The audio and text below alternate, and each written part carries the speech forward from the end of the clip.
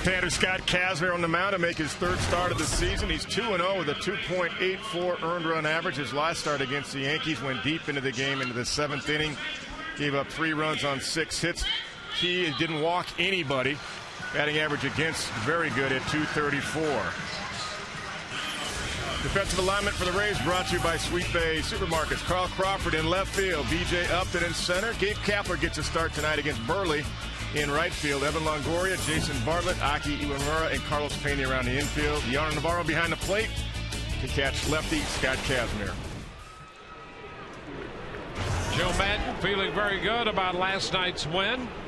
Not only the come-from-behind win, but the gutty performance of his starter James Shields and the bullpen not giving up a thing last night. All set to play. Scott Kazmir delivers the first pitch of this game, and it's a little bit outside. 1 ball, no strikes. So we're underway right on time. Here's Ozzie Guillen, the colorful manager of the White Sox. He'll let you know what's on his mind. Pitch is down 2-0. Lillibridge is 1 for 13. Drawn 3 walks in limited action here in the early part of the season. And he finds himself way ahead in the count here to start the game, 3-0. Lillibridge is a guy that came over in the Javi Vasquez trade from the Atlanta Braves, and Ozzie Guillen feels he can play some second, some short. And there's ball 4. Kazmir walks Lillibridge on 4 pitches. And also Lillibridge has very good speed. Gives Ozzie Guillen a different dimension that he has wanted desperately. More speed, more athleticism, and to get a little bit younger with his ball club. You know, here's the thing. I don't know if I'll speak for myself, if I'm older or they're younger, but Lillibridge is 25, but boy does he look young. I think he's about 16, isn't he? Yeah, I'm telling you. Here's Josh Fields.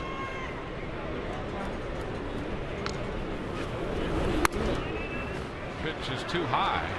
1-0, so Scott with 5 straight pitches out of the strike zone. Coming off the 6th inning outing against Boston and 6 2/3 against the Yankees.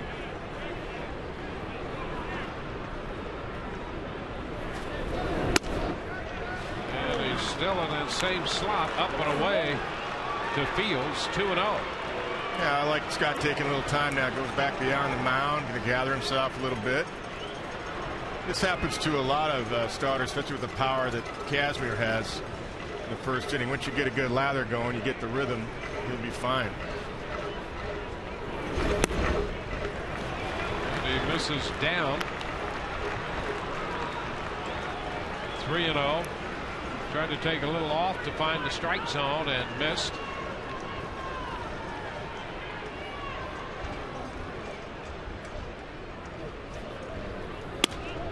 And there's ball 4. So that's 8 in a row. He walks Lillibridge on 4 pitches, and now Fields walks on 4 pitches. A little help from your teammates. Give them some encouragement. Fastball's 89 miles an hour right now. When Scott will get it up to 92, 93. Not missing by a whole lot, but nonetheless, that's 8 balls in a row, and you got Carlos Quentin, who's up there to do one thing every time I see him. He's trying to go out of the ballpark. Yes, he is, isn't he? Hitting .257 overall with the 5 home runs and 9 runs batted in. And this one misses. 1-0.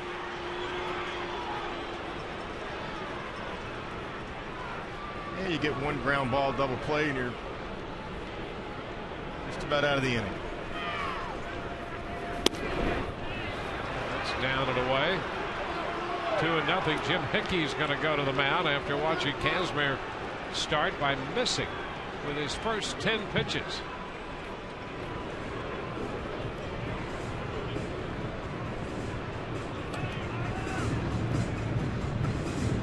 Well, ironically, against the Yankees, he didn't walk anybody. And his first start in Boston, he walked 3, but he was able to make the adjustment quickly whenever you get behind the count in those starts. Well, he has the dangerous Quentin up here with Jermaine Dye on deck. Chronicle Dye in our opening comments. There's a strike, and it's 2-1. Fans firmly behind him now.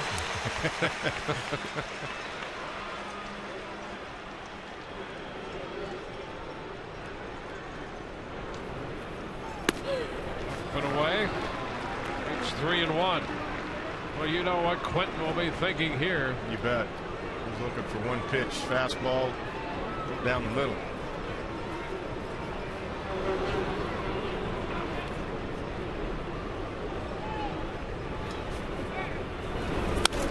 And he fouls it back to take the count full.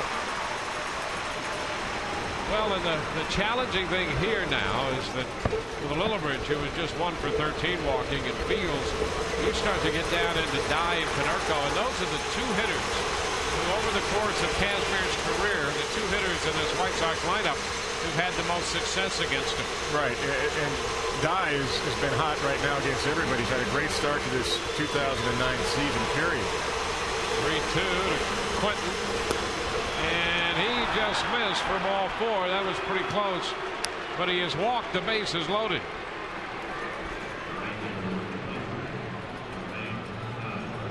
Well, 3 consecutive walks. Kazmir in a spot. Now he'll have to face Jermaine Dye. Dye with 4 home runs.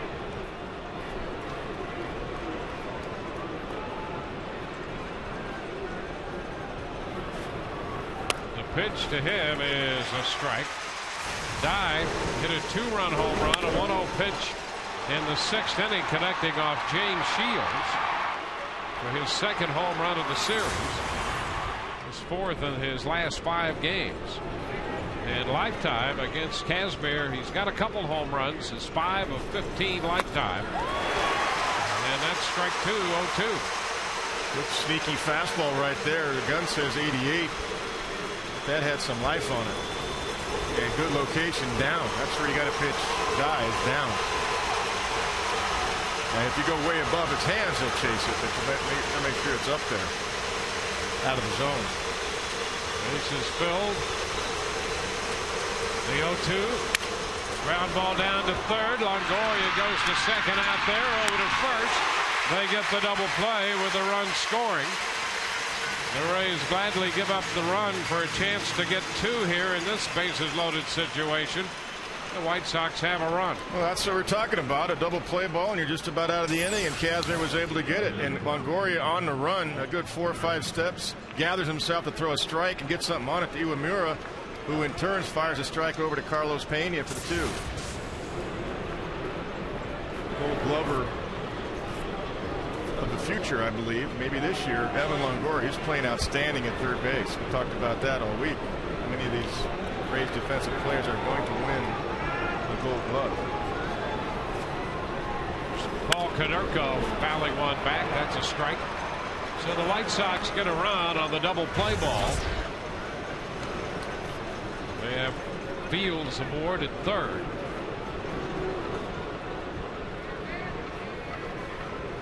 That's a huge spatter he just got out. Jermaine Dye. And they get 2. And he kept the ball down. He made some really good pitches on Jermaine. That's where you got to go to him. Good execution right there.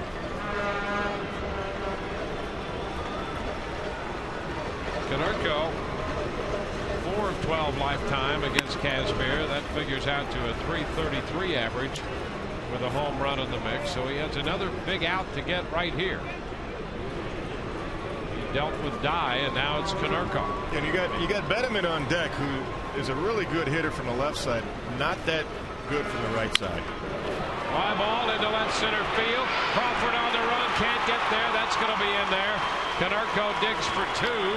Fields has scored the 2nd run of the inning on a 2-base hit by Paul Konerko, and it's 2-0.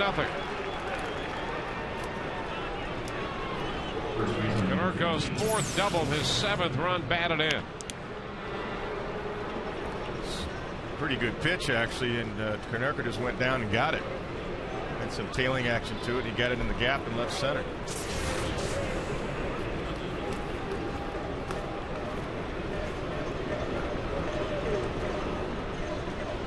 So the first two hitters who walked, Lillibridge and Fields, have both scored. Man at second with 2 outs. Wilson Benjamin, he'll be playing first base tonight for Chicago. It's outside, 1-0. Mike Everett behind the plate. You could clearly hear that on the audio over the television. Everybody know it was out. From that angle, it looked like we might have been there, but he's letting you know it's outside. The miss takes the count to 1-1.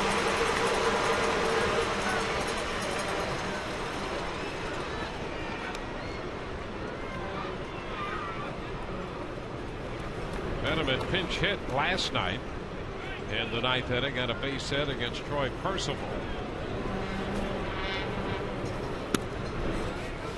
2-1.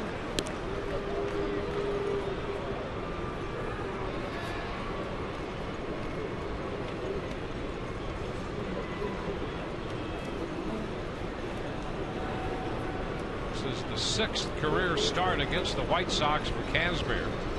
3-1 lifetime against them. Foul ball takes the count to 2-2. All of that during the regular season. A couple of regular season starts against them last year. You see the pitch count so far this inning.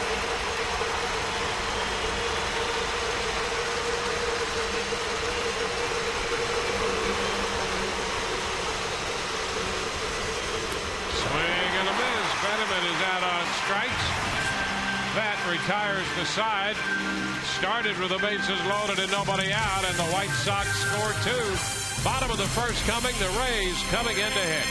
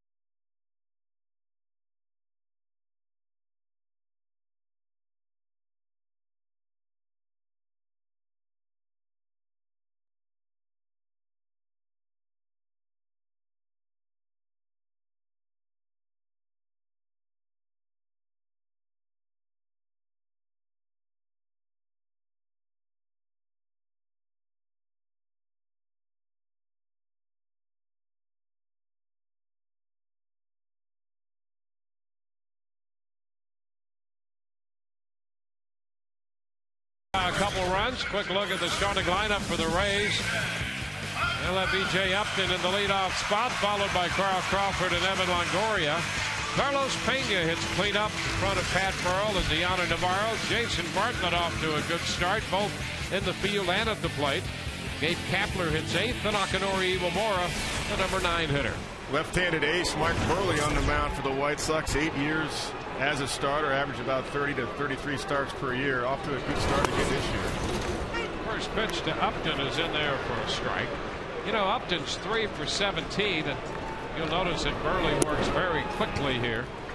So that figures out to a 175 batting average, but his on-base percentage is .391. And you really get the feeling that BJ could walk and bunt his way to at least an average on-base percentage. I think you're right. You know, he's seen a lot of pitches his first week of being active. 2-2. And it's just a matter of time before he starts getting in his groove with gap shots and some power. And a full count. He's done this a lot. Start games, working the count. 3-2 and a one-hopper out to second. Lillibridge gloves it. The throw to first is in time. One away.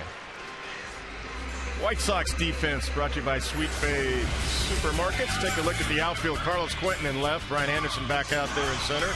Jermaine Dye in right. Josh Fields, Alexi Ramirez. Brent Lillibridge getting a start today at second. Wilson Benedict getting a start at first base. Corky Miller getting a start today behind the plate to catch Mark Burley. Wave and a miss by Carl Crawford. Carl hitting .222. He's been good against left-handed pitching in the early part of this year, and throughout his career has been very good against Burley. He's behind him 2 strikes right now. In fact, if you look at the Rays hitters, their top 2 hitters outside of B.J. Upton against him would be Crawford and Pena, 2 left-handed hitters, and he makes quick work of Crawford, sneaking that one across for strike 3. This looked like the slider of Mark Burley. He'll throw a cutter and a slider. Let's take a look at this one. A little bit bigger break. Yeah, that was his slider. Cross the plate. That's a good call because the ball crossed the plate over the wide of home plate. It's not where Corky Miller caught it. Excellent location. 2 gone for Evan Longoria.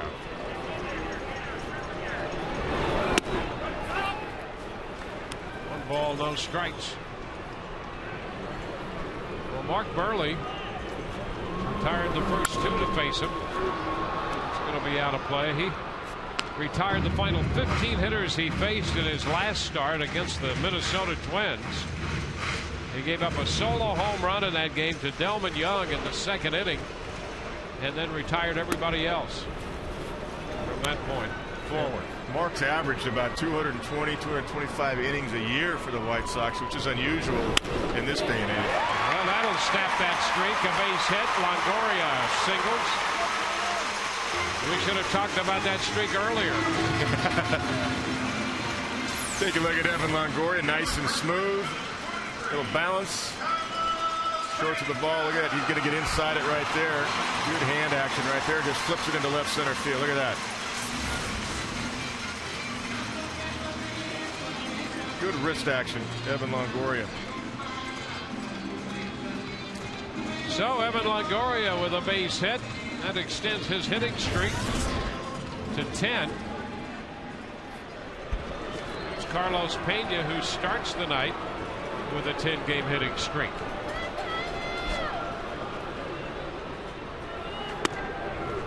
One ball, no strikes. He's hitting .314 lifetime against Mark Burley with a homer and 6 runs batted in.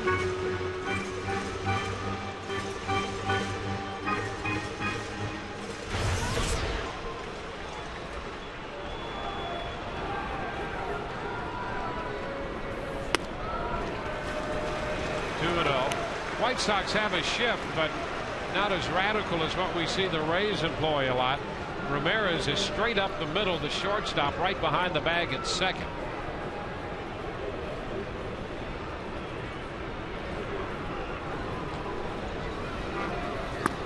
This one off the mitt of Miller, rolling up the right side, no advance.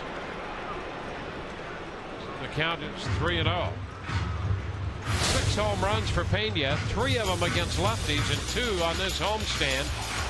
He hit the home run off Andy Pettit in the Yankees series. And then he hit one here in the 6th inning on Thursday night off John Danks. Well, Andy Pettit and Burley are similar in the way they throw. They don't throw much past 90, 91 with the fastball. They both have cutters, both have curveballs and good changeups. So this is almost a carbon copy of what Carlos Pena saw the other night.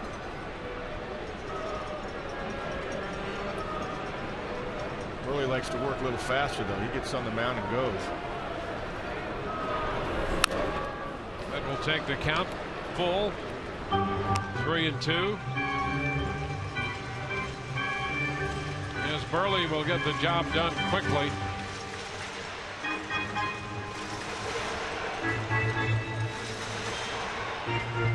His first 2 starts have averaged 2 hours and 31 minutes, and those are long games for him. They are, yeah.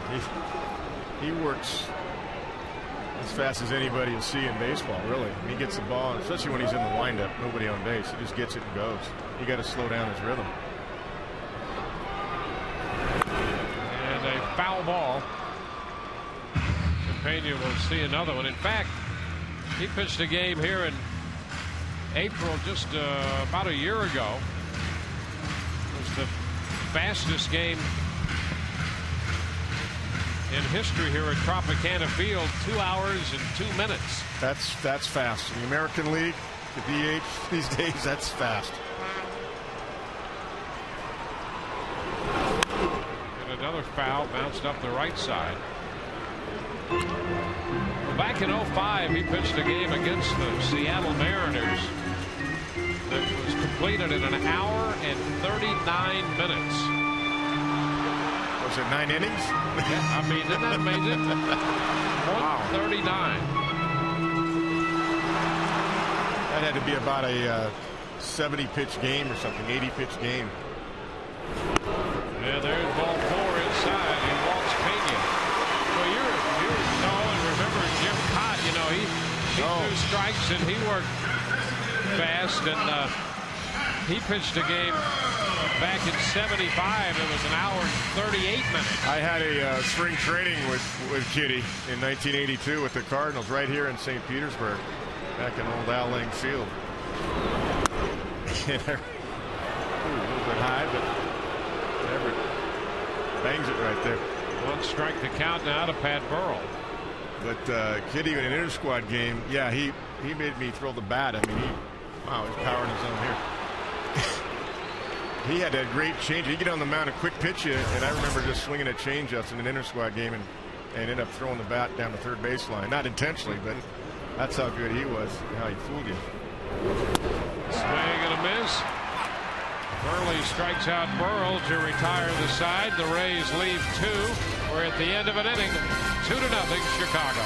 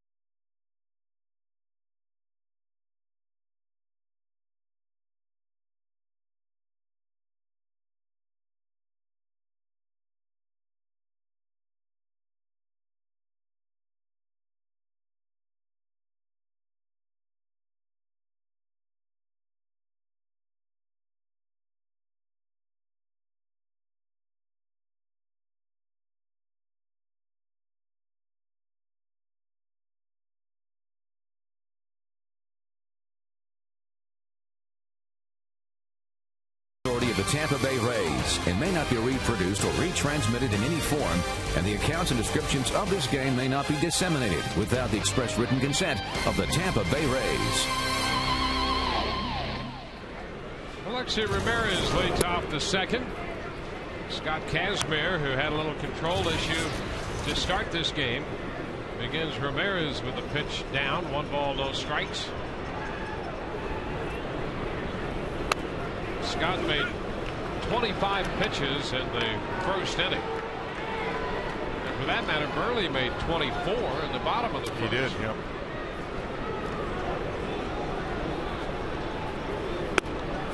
That's a strike.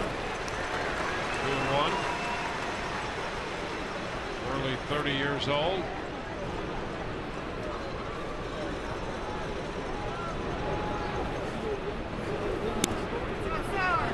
And that's outside, says Mike Everett. 3-1.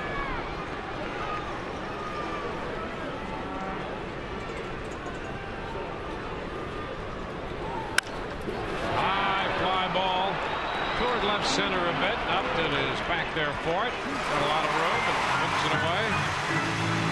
Ramirez is the first out. All fastballs from Scott Kazmir. Got behind 2-0, then powered a couple fastballs right down the middle.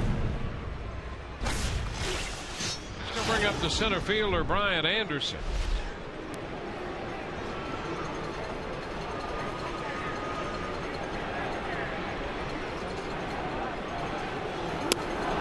Pitch is down. We mentioned it the other night.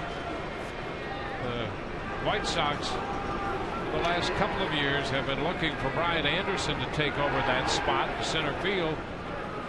Wayne Wise more or less won the job coming out of spring training and then separated his shoulder, and Anderson gets another look. But the White Sox may not be as patient as they have been. They're thinking about alternatives. Signed Scott Miccetic to a minor league deal, and there's also a scenario where they would call up Gordon Beckham, the young shortstop out of Atlanta. That's a ball, and insert him at shortstop and move Ramirez to center field. He's played out there some. Yeah, I saw Beckham in spring training, and I was talking to Kenny Williams about him, and they were thinking very seriously about breaking with him at one point, making the club right out of the spring. He's out of the University of Georgia. There's a ball low. So Anderson picks up the fourth walk given up by Kazmir already. Don't forget, fans, this year you can team up again with the St. Petersburg Times. It's the local newspaper with one of the top 10 sports sections in the country. Subscribe by calling 877 The Times or visiting TampaBay.com. Corky Miller, backup catcher, getting a start. Kazmir continues to have trouble here. 1 ball, no strikes.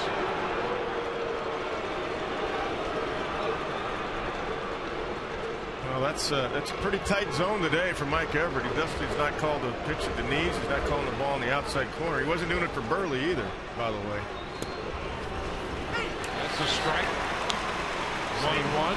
Same pitch.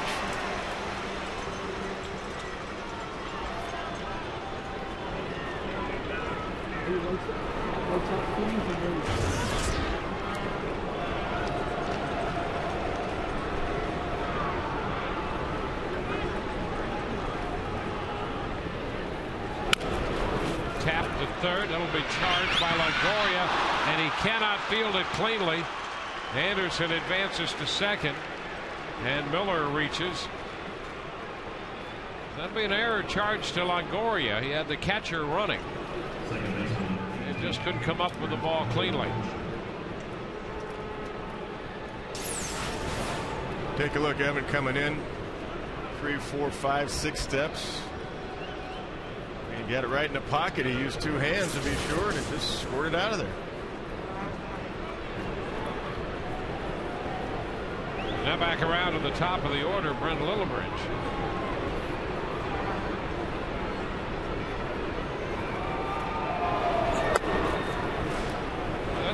That pitch pretty close there. 1 ball, no strikes. And this little pretty tight zone to start the game for actually both guys.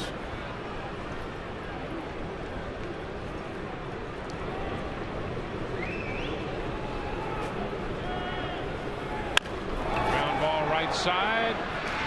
Pena's going to get the tag as the runners advance to second and third. 3 unassisted on the putout. 2 gone now. It's one of those games, though, as a starter, and you get out of this inning right here, all of a sudden you start getting your rhythm and start feeling better. You get a good lather going. You realize where the umpire is going to call the pitches, which pitches is not, and you kind of forget about him, block him out, and just start powering the ball where you need to, and all of a sudden you're deep into the game, and the team can battle back. But you got to save it right here. Keep it at 2. Josh Fields bounds one back, taking a big cut. That's a strike. You know, the White Sox coming into this game hitting only .218 with men in scoring position. Fields has been one of the hitters in their lineup who's done a pretty good job in those situations. He's 5 for 15 with men in scoring position. So another early challenge for Kazmir, and he throws one by him. Fastball makes the count 0-2.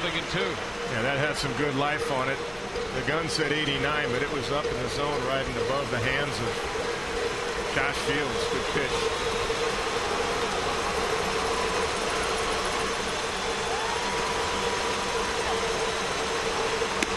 Away.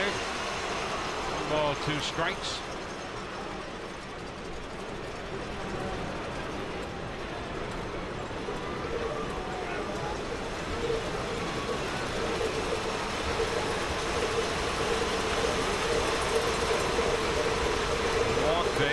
Miller reached on the error. There's 2nd and 3rd, 2 outs.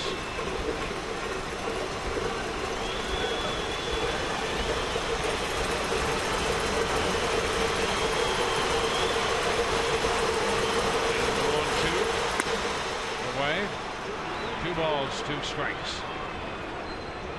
Navarro will make a trip to the mound. A little bit of a challenge tonight for Kazmir with that strike zone.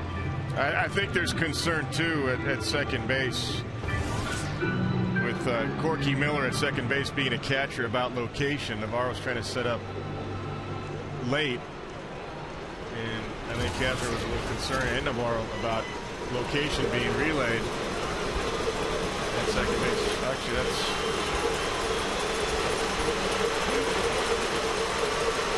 the 2-2. Oh, strike 3. Oh, they got him looking. Caught the outside edge, and that retires the side. 2 men left in scoring position. We go to the bottom of the 2nd. It's 2-0 Chicago.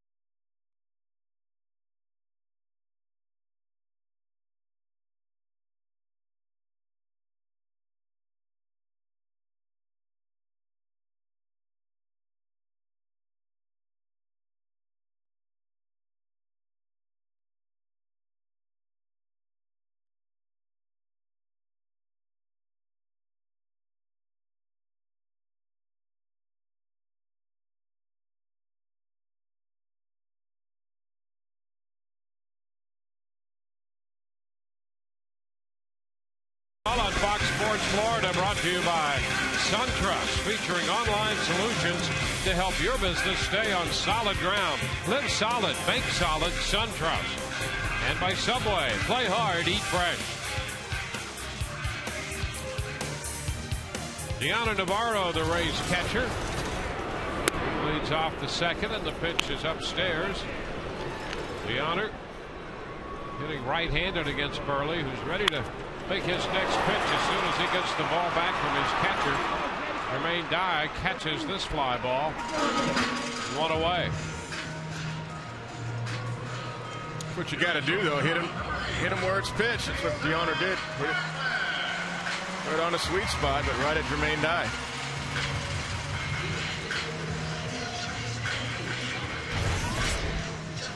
Here's Jason Bartlett. Jason's in the top 10 in hitting, batting .395. Would place him 8th in the league.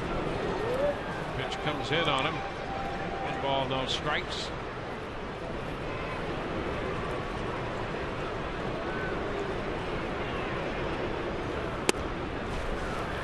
Strike around the knees. Kevin Burley will feature both a slider and a cut fastball, as well as his regular fastball. Yeah. Inside into. Well, that was a cutter. That was a cutter right there, 85. A little quicker, little movement, about 4 or 5 inches. Looks like a fastball, and then it runs in on your hands. The slider will have a bigger break, and it's about 81. That was a slider. And a little hopper that skips its way through the right side, just out of the reach of Betterman, and likewise for the second baseman Lillibridge. You kind of get lulled to sleep on that slider. It's 81 to 83 miles an hour. Then he'll zip a cutter 85, 86 on your hands. That was more of a slider right there. And Jason stayed inside it and put it in between the first baseman and the second baseman. It would seem to me that he has right there 3 pitches that can look pretty much alike. They're with, tough. with different finishes to them. Pitch to Kapler is a strike. Slider with a little bigger break than that cutter. Yeah, and then righties will be looking inside for something breaking into him like that, and then he throws a good changeup, turns it over and fades away. There's a cutter. You want to take a look at a cutter grip? There you go. If you just kind of throw it off the 4 seams, the cutter, there's a cutter grip right there. I mean, here's the big 4 seam. Big fly ball to right, going to be caught by Dye. 2 gone. Kapler out of there. Let's try to do it now. Here's what a cutter is. I mean, the regular 4-seam fastball, you put your fingers across this way. On a cutter, you slid the middle finger up a little bit, and there it is. And it acts like a fastball, but because of that grip right there, this is a J.P. Howell cutter right here. That's his grip. It has that movement. Looks like a fastball out of the hand, but he's offset the big 4-seam, the big horseshoe there with the middle finger, and because of that, it has that late movement into righties, away to lefties. Akinori Iwamura takes the ball down. And the idea, I mean, is for hitters to think it's fastball coming, and all of a sudden they think they've got it squared up, and you got about 4 or 5 inches of movement late in on your hands. And no one better than Mariano Rivera. He throws basically only 1 pitch. Rarely does he throw a normal straight fastball.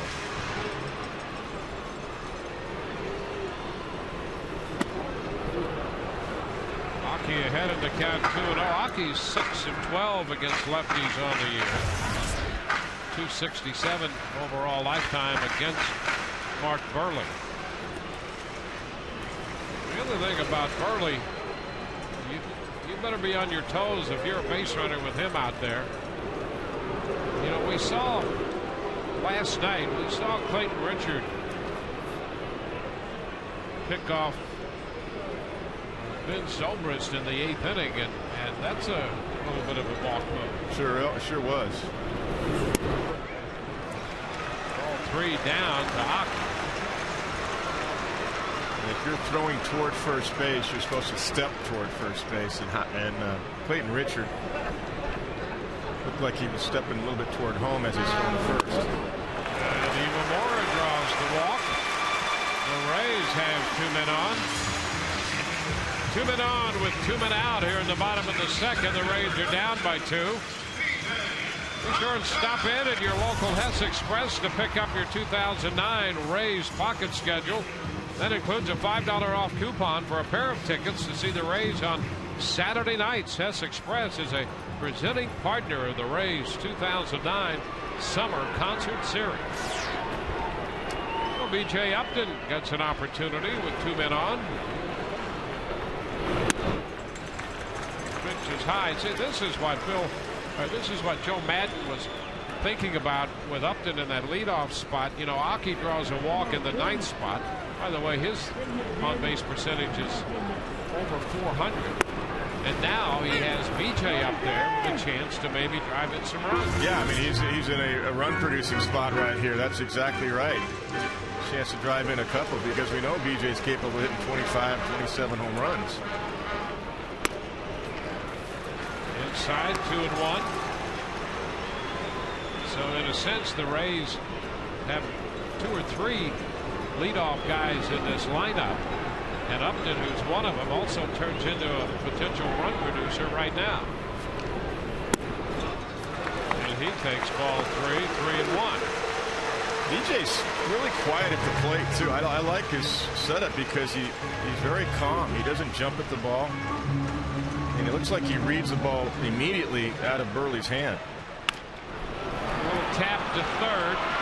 Fields to first base with it. That'll retire the side for the 2nd consecutive inning. The Rays lead men at first and second. Through 2-0 Chicago.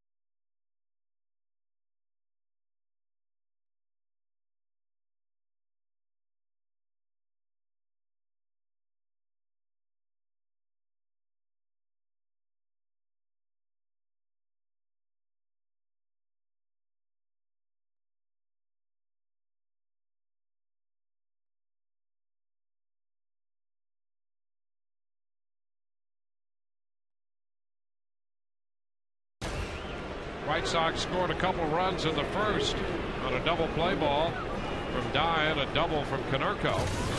Carlos Quentin leads off the 3rd. Pitch is outside. Wow. 1-0. Boy, we've seen that over and over and over tonight. Ball 1. I like the call, though. Changeup. I mean, the call from Navarro to Kazner, throwing a changeup first pitch to Quentin because he's looking for that fastball. Fouls it back. 1-1. Well, the game in New York finally ended, and the Indians. Did it? Finally? Yeah, the Indians beat the Yankees in every sense of the word. 22-4 today.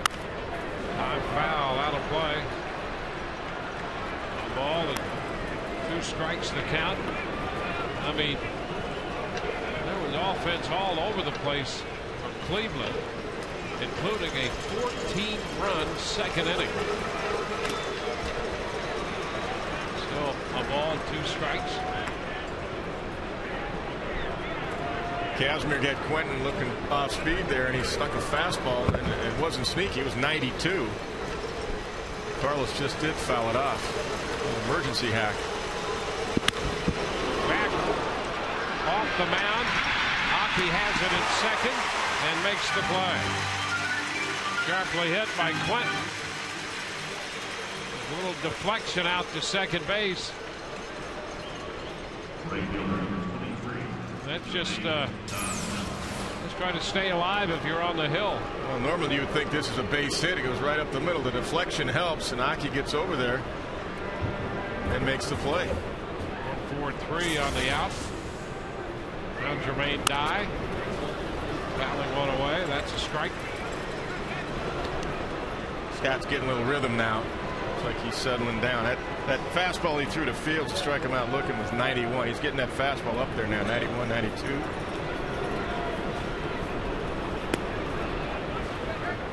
Drops. You know, getting back to that Yankee game, Chien-Ming Wang came out here and worked in between starts after the Rays knocked him out from one mound out here. Yeah. You know, some guys will work from the bullpen, but they had him working for batting practice out here one day. You know, and you and I were talking about it during that game where the Rays knocked him out early, that he could be hurting, and today, yeah, that's a good pitch.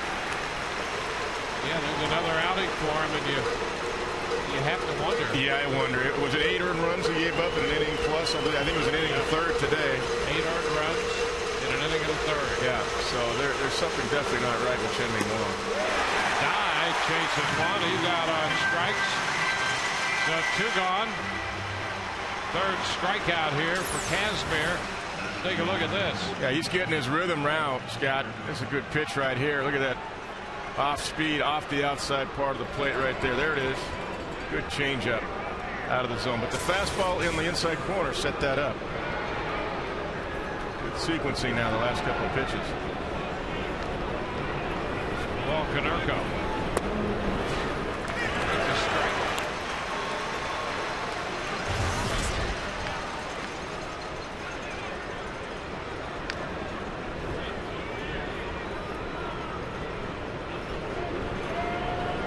Long made over 50 pitches in an inning and a third today. And the Yankees, they've got to look at him and make sure he's okay. And even if he physically is all right, which you have 3 outings like that, and it really makes you wonder. Yeah, it does, because first of all, he wasn't throwing as hard as he normally does. He's throwing 90-91. But it was more about lack of command, which tells you the release point, not feeling it. Not throwing free and easy. 2 balls, 2 strikes.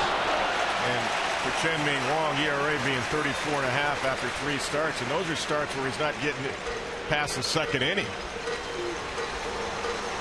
That's a dangerous sign. I would not be surprised if we see him going on a DL and backed off for a couple of weeks for the Yankees to figure it out. Oh, he just missed. He tried the fastball out there and couldn't get the call. The count is full. Take a look. Ball's just off the outside corner, just off it. That's a tough pitch to take, but Mike Everett says no, it's outside. 3-2 and a base hit into left.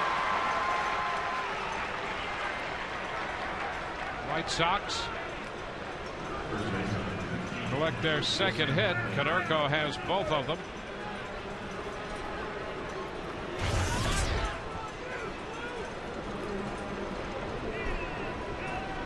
We mentioned that concert series last inning. You can pick up that pocket schedule as a $5 off coupon for the Saturday nights when the Rays have their concert series this year. Wilson Benjamin, 1 ball, no strikes.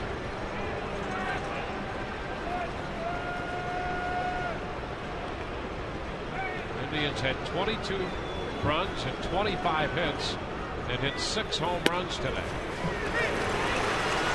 That new ballpark, the ball's jumping. I've seen 2 games there on TV, and the ball just jumps out of there. So it's playing it's playing like a long ball park early. It's first few games, and already I think they've got a record that might hold up. 22 runs. Yeah. And not the right way if you're a Yankee fan. Good cut to miss and a fastball by Vanderbilt.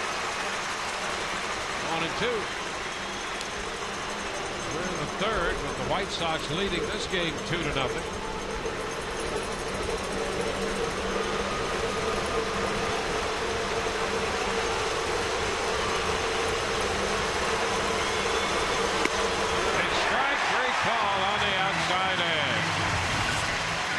That retires the side. Adam is called out on strikes. The man left. Bottom of the third coming. 2-0 Chicago.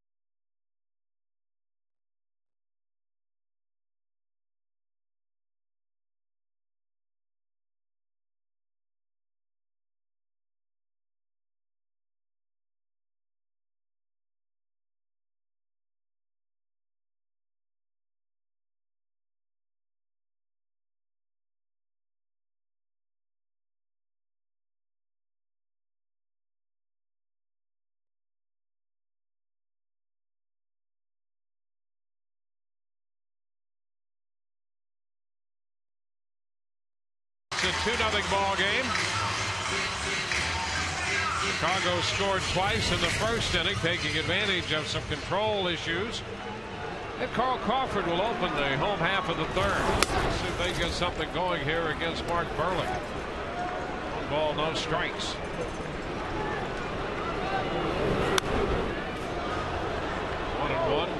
Burley last year was 15-12 in 34 starts. Much better at home than on the road. There's a high fly ball deep to left, down the line near the corner, and caught just inside the foul line by Carlos Quentin. That is out number 1. Championship week will continue tomorrow. The Rays host the same White Sox ball club, and the first 10,000 kids receive an AL championship pennant. Visit RaysBaseball.com or call 888-FAN-RAYS for tickets. Evan Longoria. He takes a strike.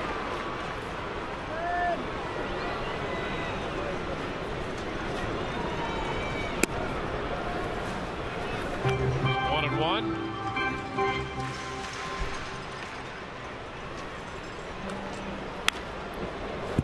Foul down beyond the dugout. It's 1-2. See, Burley will throw more cutters to righties as he's trying to get it in on the hands, and lefties will throw more sliders.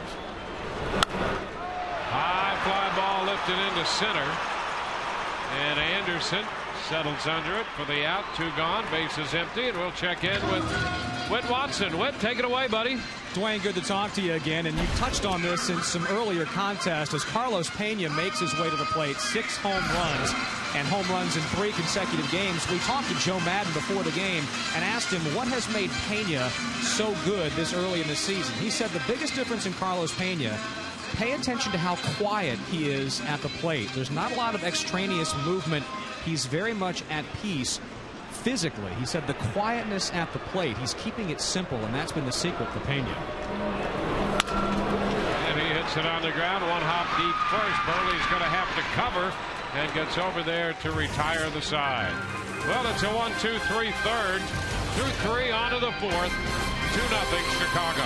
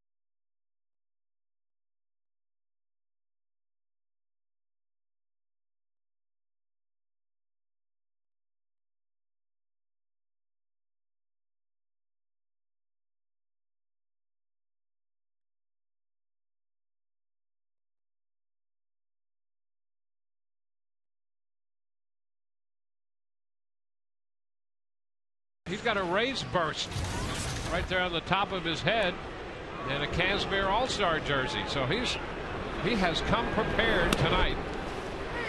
Alexei Ramirez is a strike. I think he should put one of those on every game he comes to. Like, in football, do something good. Every game he comes to, cover the whole dome of the head. For every sack, for every tackle. There you go. For every game he attends. 0-2 the count. Quick strikes here. Could be a new promotion here. Yeah, I think it'd be great. Big prize at the end of the year for somebody.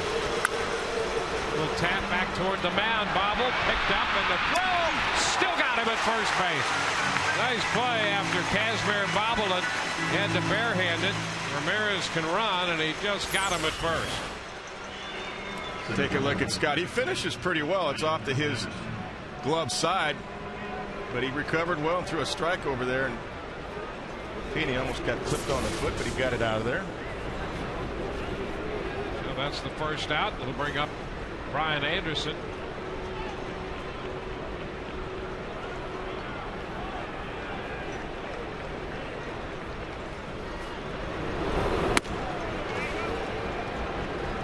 A ball, no strikes, the count to Anderson.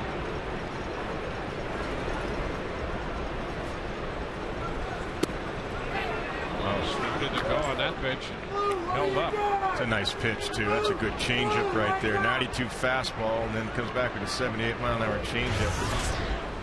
Just did miss down.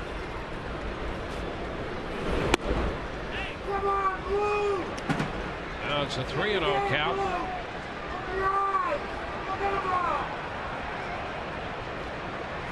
A little bit of a challenge tonight for Casimir with the strike zone. He's behind 3-0. And he finds it there. 3-1.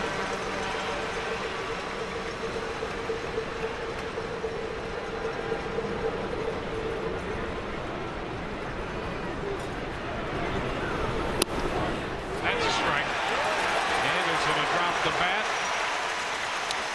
Then never endears one to the plate umpire. No, I was going to say, these balls have been close all day long. Look at that. Yeah, I mean, how could he?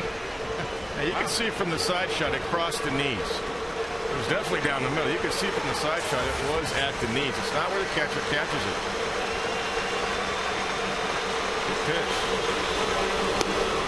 And this one is down a little bit. That's walk number 5 issued by Casimir. Hey, time for the Aflac trivia question. Aflac asked about it at work. Aflac. Ben Zobrist, who hit the pinch hit grand slam last night, has 17 career homers, 3 slams. Which active player has the highest percentage of his home runs that are also grand slams? It's Corky Miller, the catcher. Anderson back at first. Miller is the, as you know, the backup catcher here to A.J. Brzezinski. He spent some time with the Cincinnati Reds, and there are a couple of things unique about him. One, he runs a high fly ball deep into right center field, and he has given that one a ride. He'll one hop the wall. Extra bases. Anderson's going to score. And Miller is in at second with a stand-up double. That makes it 3-0. Boy, he teed off on that one. Yeah, he did. He got a pitch out over the plate, and he went right with it. He squared it up pretty nicely. There it is. It's up. It's on the outside corner, but it's up a little bit, and enough for Corky Miller to get through it right there. You can see it's up above the belt. There's the extension. Well, he grew up a Mike Piazza fan. He gave a little Mike Piazza ride right there. He sure did. That's the way Mike hit him. Mike had great opposite field power. So Anderson has scored a run. It's 3-0. Miller's in second, and Lillibridge, the top of the orders, up here again with a third plate appearance. He fouls it out of play. That's a strike. I was going to say, Miller, the interesting thing about him is Corky is his, that's not a nickname. That's his real name. That's his first name. Apparently his father had a friend whose name was Corky, liked him so much he named his son after that, although his mother insisted that his middle name be Abraham, so in case he ever ran for president, he could be C. Abraham Miller, not just Corky Miller. There's a great catch by Kapler, headed toward the corner to track that one down. A nice running catch by Kapler in right field with a second out. That was good jump by Gabe Kapler. That ball hit to his glove side, which always helps when you're a right-handed thrower. And he spears it on the dead run, does a 360, and gets the ball back in. Well, that's interesting. Abraham's the middle name, just in case. Yeah, okay. Just in case. I was going to say, I was wondering if they made champagne or something with family. Or, I don't know, wine or. Appropriate name. Swing and a miss. Quick cut by Fields. Strike one. The other thing, he had when he was with the Reds, he powered up here, but he had a steal of home, a straight steal, and apparently I think the Reds went about 30 years between having catchers steal home. Johnny Bench stole home once, and so he shares that honor with Johnny Bench. Corky Miller does, stealing home. That had to be on his own now. Had to be against a left-hander too. Somebody fell asleep on him.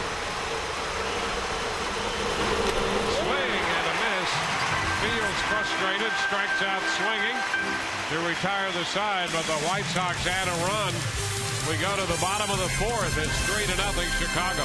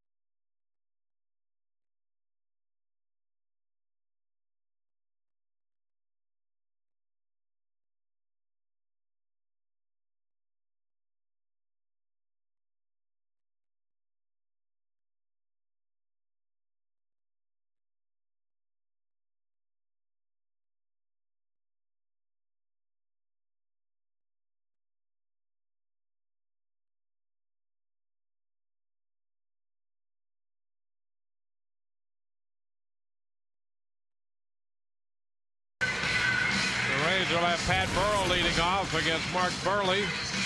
Navarro next, and then Bartlett. Rays left 2 men on in the first, 2 men on in the second, and then Burley had a 1-2-3 third. Pat fouls one, strike one.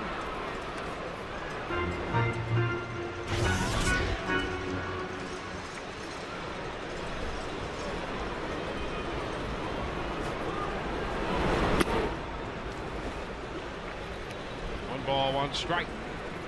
Curveball right there after a slider. Backed it up with a curve. Slider. Got the whole arsenal.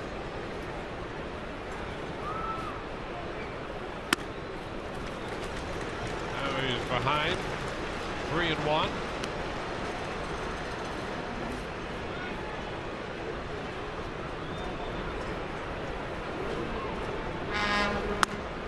Ball 4. The Rays put Pat Burrell aboard to open the inning.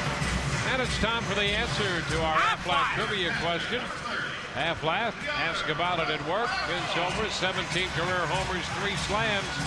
Which active player has the highest percentage of home runs that also turn out to be grand slams?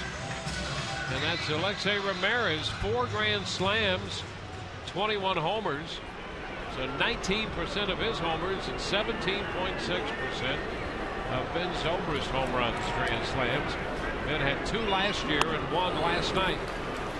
And you know, you got power hitters throughout Major League Baseball. I know one that I think he finally got one at the end of his career. Eric Karros, the all-time home run leader in LA Dodger history, never hit a grand slam. I mean, how do you do it?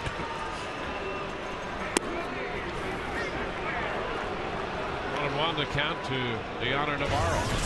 It's like David Eckstein, the Angel. Yeah, he's got a few.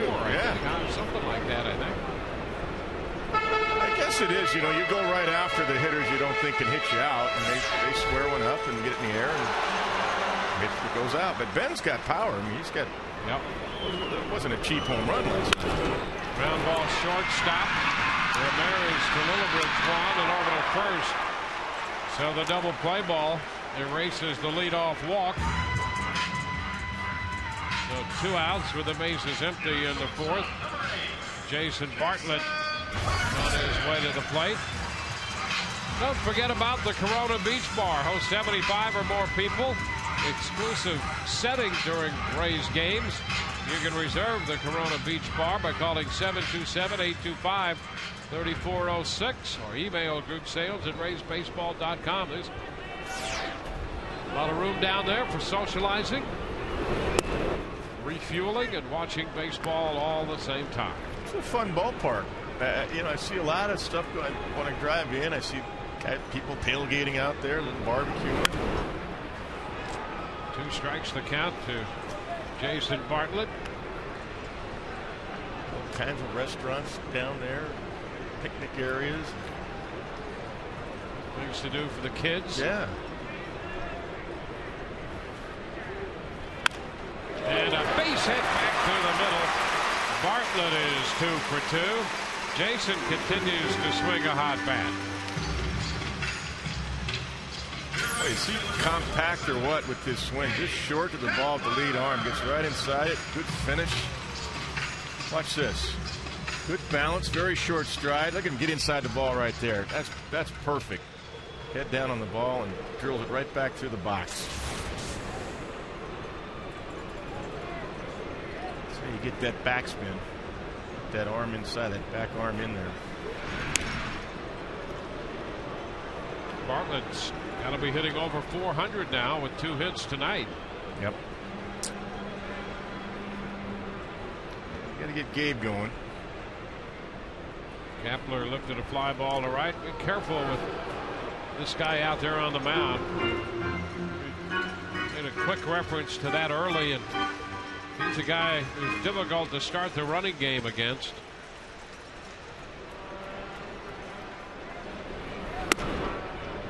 Well, Burley's one of those lefties you just have to guess right, because he's really tough. I mean, when he doesn't really hang And guess lefties know when they're going to home plate. Everybody says lefties will hang and they don't know if they're going to first or home. They know.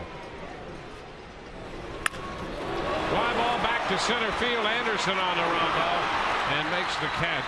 The Rays are finished in the fourth. No runs, a walk, a double play, a hit, and the man left. We go to the fifth. 3-0 Chicago.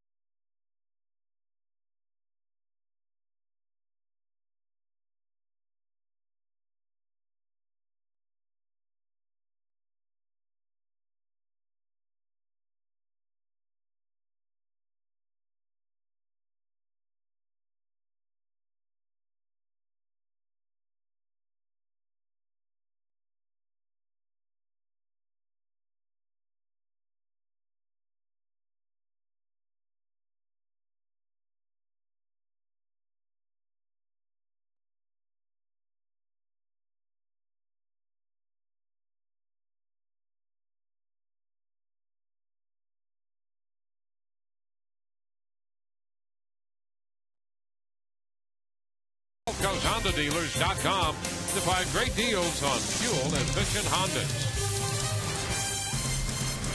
Carlos Quentin leads off. Pitch is a strike at the knees. Quentin has walked and is grounded out.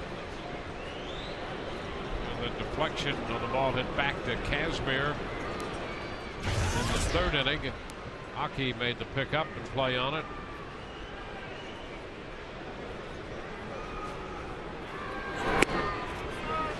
Away, it's 1-1. A couple of change-ups to start Carlos Quentin off. Back-to-back change-ups like that. High shot deep to left, and that's going to get out of here. Well, that's what he's been looking for, and he found it. That's his 6th home run of the year, and it's now a 4-0 game. Yeah, that's what he's always looking for. Something hard. Middle in, and he got it. 87 after a couple of pretty good changeups. He swings hard in case he hits it. And he squared that one up.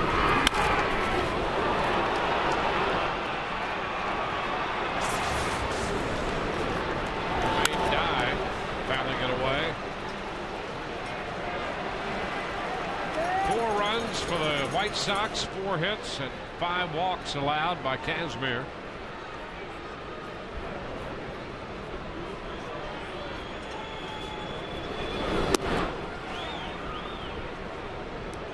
Pitch is down. 1-1. Well, the duo of Carlos Pena and Evan Longoria with 11 homers. Quentin and Dye now have combined for 10. Jermaine Dye with 4. Counts 1 and 2 to him. So the 3 and 4 hitters for the Rays tops in the Toyota trend of home run duos.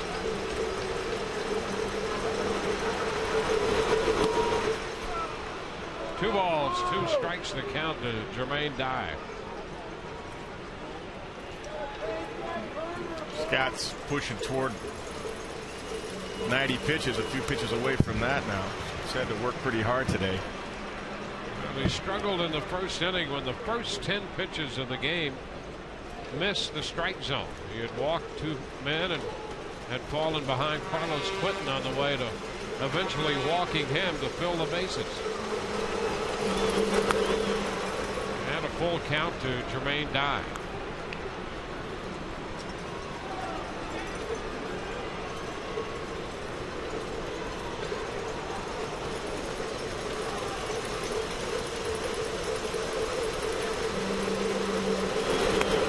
And there's another walk. 6 on the night given up by Kazmir. Follows the home run by Carlos Quentin.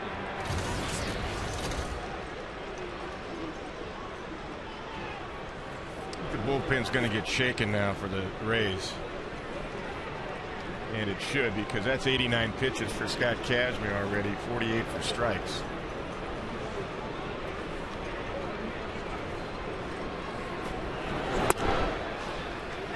Pitch to Konerko is in there for a strike.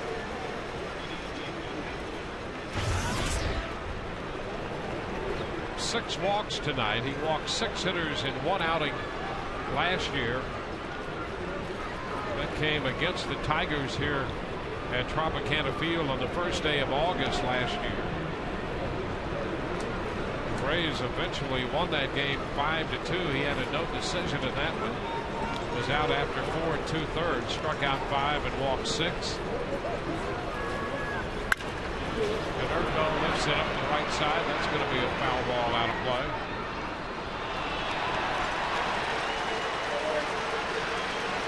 Well, the thing is, too, and the bullpen should be up right now because you still have a ball game. It's 4-0 White Sox. J.P. Howell up in the Rays bullpen.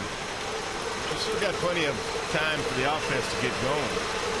Punch a couple of runs across here and there, and you got a ball game. So, but you got to stop it right here. You got to stop the bleeding. Foul again down toward the bullpen.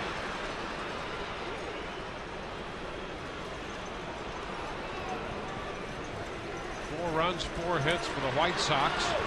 No runs, 3 hits for the Rays.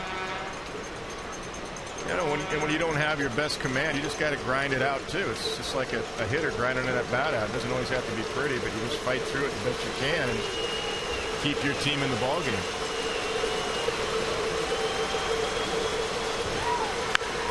Long shot deep to left. That one's going to get out of here. Long ball again for the White Sox. This time a 2-run blast for Konerko. And that will make it a 6-0 game. Konerko driving in his 2nd and 3rd runs of the night. That comes on his 3rd home run of the year. Home run, walk, and a homer here.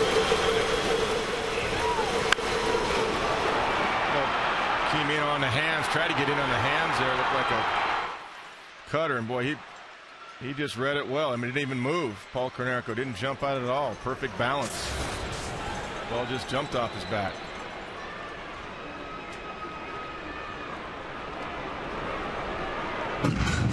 So Scott Kazmir entered the inning down 3-0 and has quickly been touched for 3 runs here in the 5th.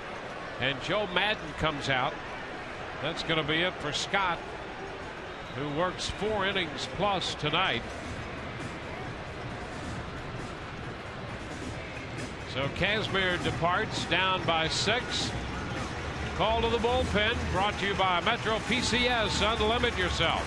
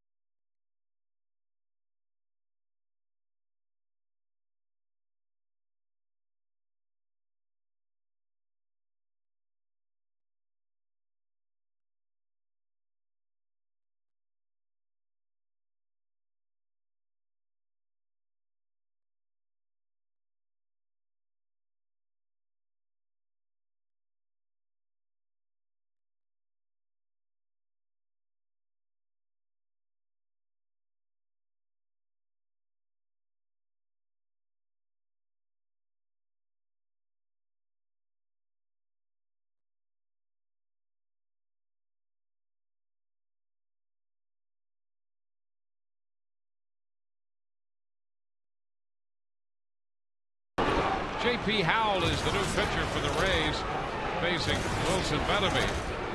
A ball to no strikes, so 4 innings plus for Scott Kazmir tonight through 94 pitches. Benaby's out front for a strike. Scott worked 3 innings plus in a game against the Red Sox here last September, in the middle of September, and was touched for 9 runs in that game. He departs trailing this one 6-0. Yeah, that last pitch to Paul Konerko was a slider, and it just stayed up and in, and Paul Konerko just squared it up.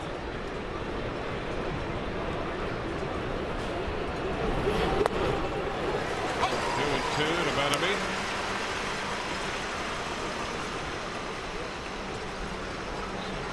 4 innings plus, 5 hits, 6 runs, 6 walks, 5 strikeouts, and 2 home runs to complete the line on Scott Kazmir tonight. Benaby is out on strikes. That's the first out here in the 5th. J.P. Howell comes on to handle him. Hey, look at this changeup right here. Wow, bottom falling out of that bed. I mean, 3 times now he's struck out. Not his best side, like I said earlier. He's a good left-handed hitter. I just never really seen him hit much from the right side, but this Kazmir starting. There's 4 left-hand hitters on the bench for the White Sox today. Ramirez looks for the strike. Alexei Ramirez 0 for 2.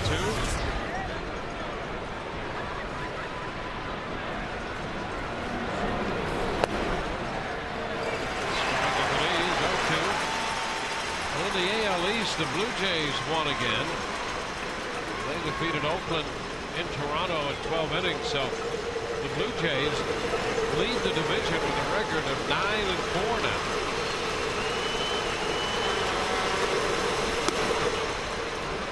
1-2.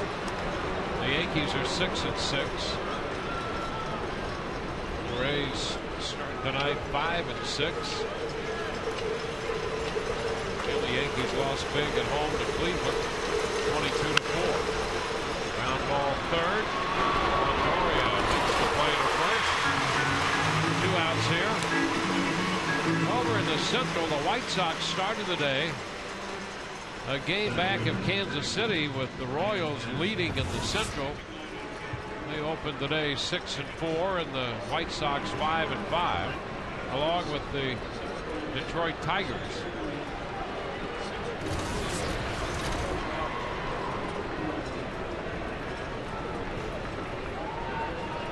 Tigers play later tonight in Seattle and Kansas City. In Arlington, Texas. No score at the top of the 2nd of that game. Anderson is out. Pena to Howell, so JP comes on to take care of the Chicago White Sox, but they scored 3 on Swinger's home run and a 2-run shot by Konerko. Middle of the 5th, 6-0 Chicago.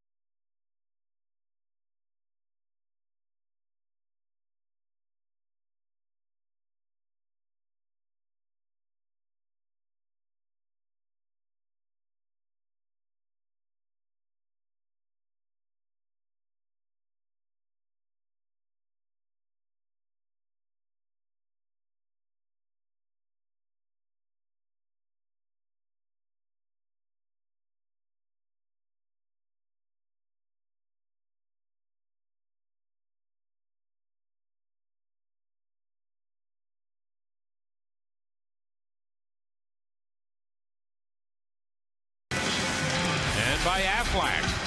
Ask about it at work.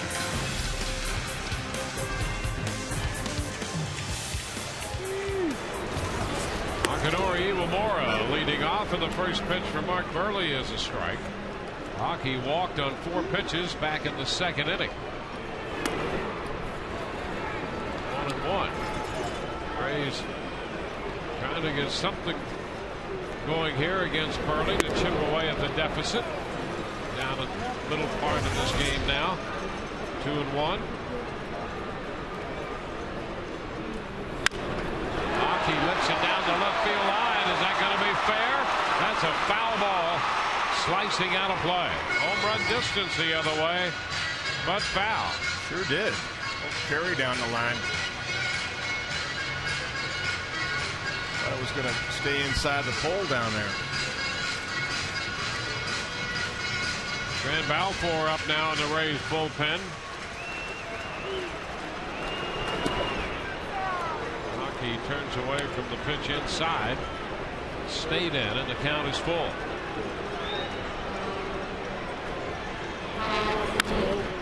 Roller out to second. Bridge makes the play. 1 out. One thing, if you look at Mark Burley's mechanics, which makes him so efficient at home plate, is he's able to repeat his delivery. You know, when he goes into the windup, there's not a lot of moving parts. He doesn't bring his hands over his head. He basically keeps his gloves and his hands at the belt right there, and little back step and a good hip turn and good alignment with his feet going toward home plate. And he works quickly right there. That's it. E.J. Upton bounds it. You know, his story is kind of interesting. Here's a guy who really had to battle to even play high school baseball. I read it, absolutely. Good finish right there. Gets over the front leg as he bends the back, too. And good alignment going right toward his target at home plate. We'll look at Mark from the side. Strike, and he's ahead of Upton. 0-2. He's from a town outside of St. Louis. Couldn't make his high school team the first couple years. There's a line drive, and it's going to fall in there for a base hit. Upton pulling a line drive.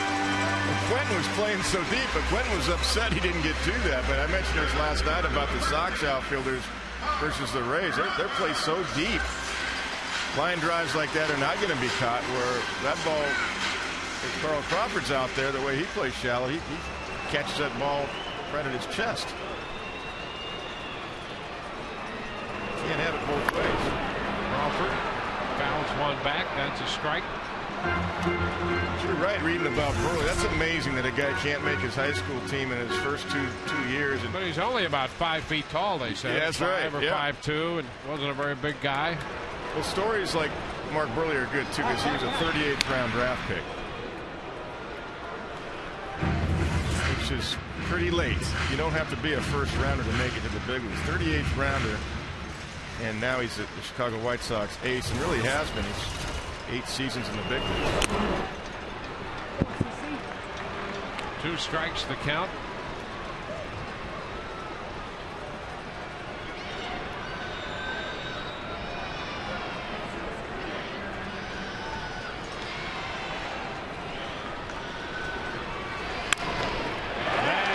Hit the other way for Crawford. Upton's going to stop at second, and the Rays have put 2 men on. Doesn't have to be your best swing to get a base hit. Just put it in place, square it up. Look at that. A little bit out of balance right there. You got the hands completely extended just to put it in play.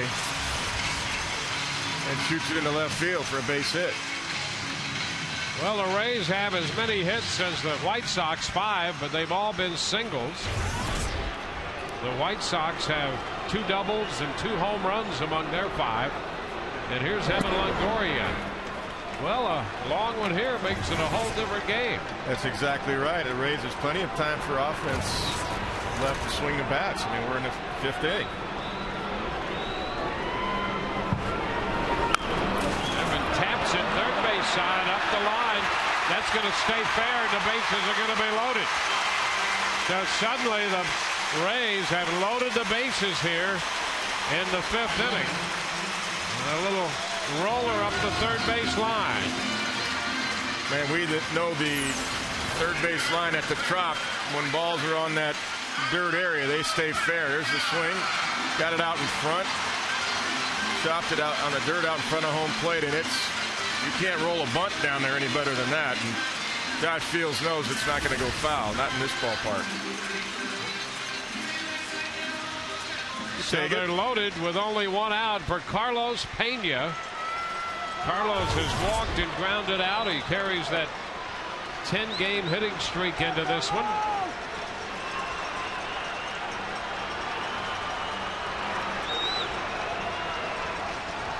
He's hit well against Burley, and a ground ball back at first. Benjamin goes down to second, out there, back to first. Not in time. Upton crosses the plate. Crawford goes to third. Longoria forced at second on the ground ball. Benjamin to Ramirez. Good hustle right here by Carlos Pena. Knowing that the play takes him out of the inning, and he knows there's a chance for 2. So because he hustled immediately out of the box, he gets an RBI, and the Rays get on the board.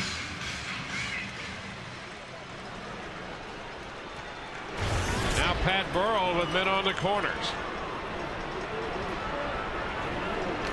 Over to first, and Pena's back in. Burley thought he'd catch Carlos Pena sleeping, try to get himself out of the inning rather than throwing to the power hitter Pat Burrell, who can square one up and make it a 2-run game right here. And a fly ball into short center. That's going to fall. Another run will score.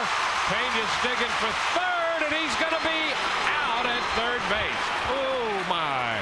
Crawford scores to make it a 6-2 game as Burrell drives in the run. Anderson had that ball fall in front of him, but he catches Pena. Trying to go to third to end it. Rays with a couple back through 5, 6-2 Chicago.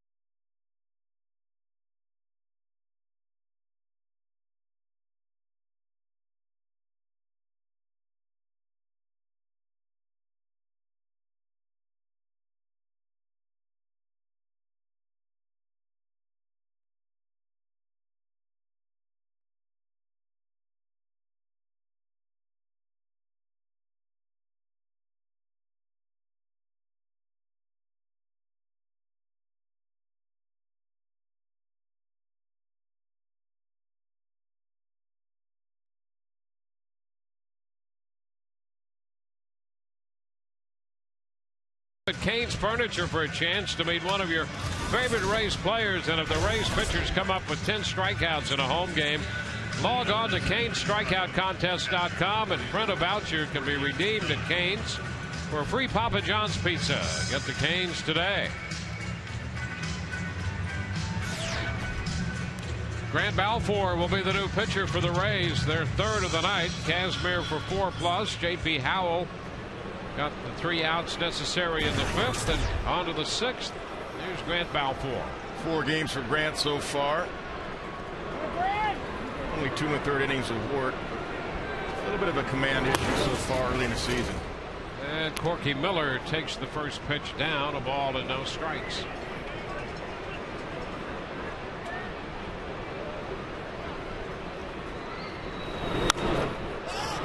Puts it up. Foul ball back, and that will carry out of play. The owner gave it a look, but out of play. The count is a ball and a strike. By doing this too and bringing Balfour in, you save J.P. Howell too. You don't want J.P. working too much in this game, because you also got to think about having a lefty down there tomorrow. 2 lefties in the bullpen with A.J. Brzezinski and Tomei back in the lineup tomorrow. A nice pitch right there, that hard slider. And boy, that just disappeared. That was a very good slider. Excellent. Yeah, Grant's going to be fine. He had the one outing in the blowout game in Baltimore that got the run average up there.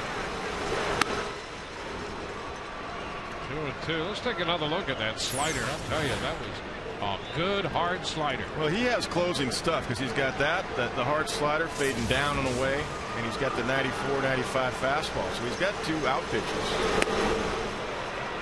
Just missed. Full count.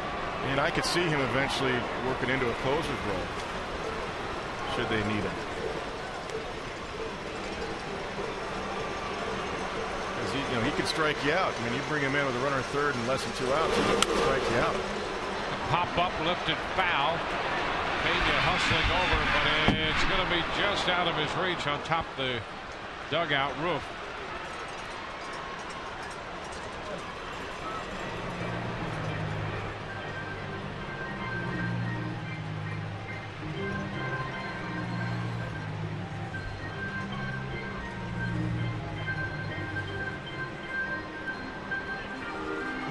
Been on twice. He reached on an error the first time and then doubled in a run.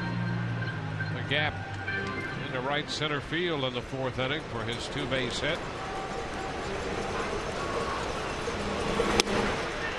And there's ball 4. He's on again.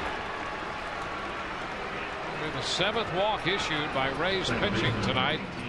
Stop by the New Era Cap Corner the next time you're here at Tropicana Field. Choose from not only Rays caps, but other accessories, novelties, and a full array of items. New Era Cap, the official cap of Major League Baseball. That's what's tough, Dwayne, in this game, when the 8 and 9 guys are getting on for the lineup, the turnover of the lineup, because Anderson's been on twice with walks, and Miller's been on 3 times now. Willowbridge. Pitch is low. Walked and scored in the first.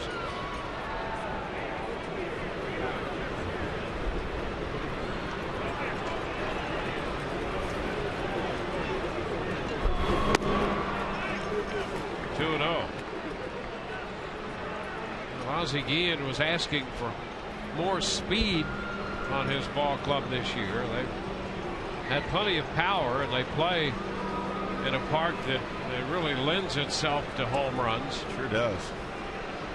He'd like some speed to give them an added dimension.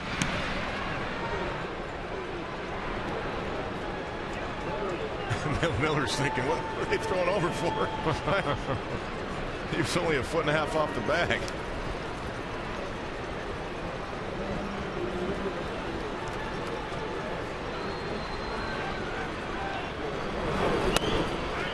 String call, 2-1.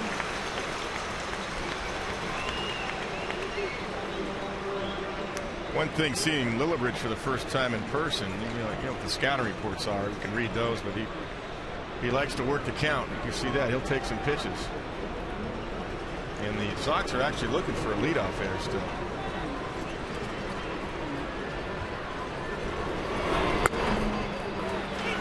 It's in there, strike 2. Yeah, they had that competition in the spring, but no one really stepped up and distinguished himself head and shoulders above anyone else in the leadoff spot. Center field Wise won it. They thought overall he was the best choice, and he was injured. And Owens had the speed, but they weren't happy with the at-bats he was getting in spring training. Full count. And in Kenny Williams' terms, he wasn't grinding, and we use that term a lot, but he wasn't grinding his at-bats up. They just weren't happy with the at-bats, and he got sent out, and then because of Wise's injury, He came back to the big leagues. Saw some of his speed in the game last night. They used him as a pinch runner. Owens and stole second. There goes the runner, and the pitch inside. So Miller moves up to second, and Lillibridge is aboard. Balfour is going to get a visit from Jim Hickey. Grant giving up a couple of base runners here with nobody out. Yeah, 3-2 situation. Ozzie tried to stay out of the double play ball there, just put a runner in motion, and Balfour, just said before the inning started, had a little command issue early in the season. Nothing wrong with his stuff. Hitting 94 with the fastball.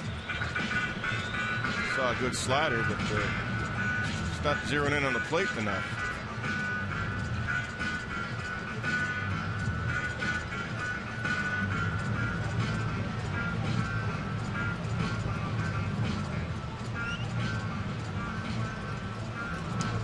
So with the base runners at first and second and nobody out, Josh Fields is headed to the plate.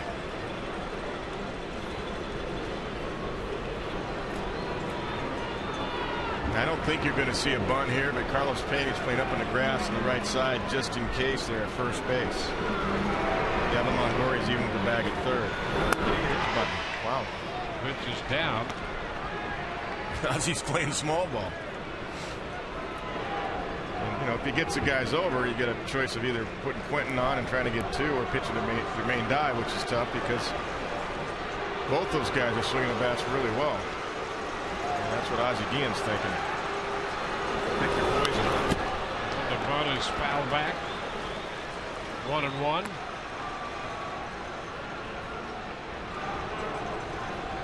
Jermaine. Ozzie flashing the signs. He may have taken it off now after that attempt. He may not have liked what he saw there. I mean, Fields has some power. I mean, we filled in for Joe Creedy a couple of years ago. He hit for a lot of power, but Ozzie's making him execute. I think he might have taken it off now. There you go, and he puts down the bunt. Balfour goes to third out there. So Fields bunts into the force play. The fielder's choice. Miller is out at third. Balfour to Longoria. Well, your job is to make the third baseman field the ball, so that can't happen, so the pitcher can't get to it. Your job with runners at first and second, nobody out, is to make Longoria come in and have to field the ball. Take a look. He doesn't have the bat out in front enough, angled toward the first base line where it would hit your bat and go down the third base line, and that's an easy play. That's why I was surprised he bunted too. You got Corky Miller at second base. I think Ozzie's just making his guys execute. He's trying to find some things out from some of these players early in the season. That wouldn't be a move I think normally Ozzie would make with a 4-run lead. Carlos Quentin. Ball, no strikes. Quentin homered to lead off the fifth.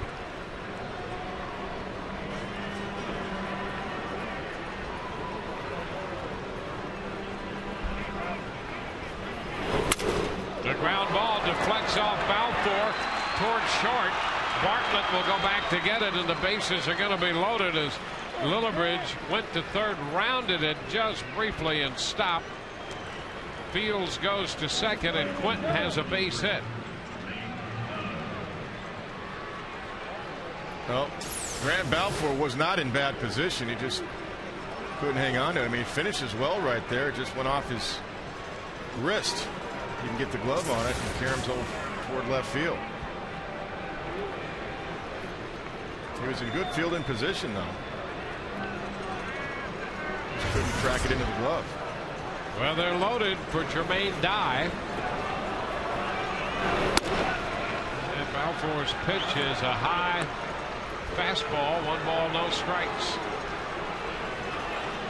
Dye grounded into a double play in the first. Has struck out and walked since then.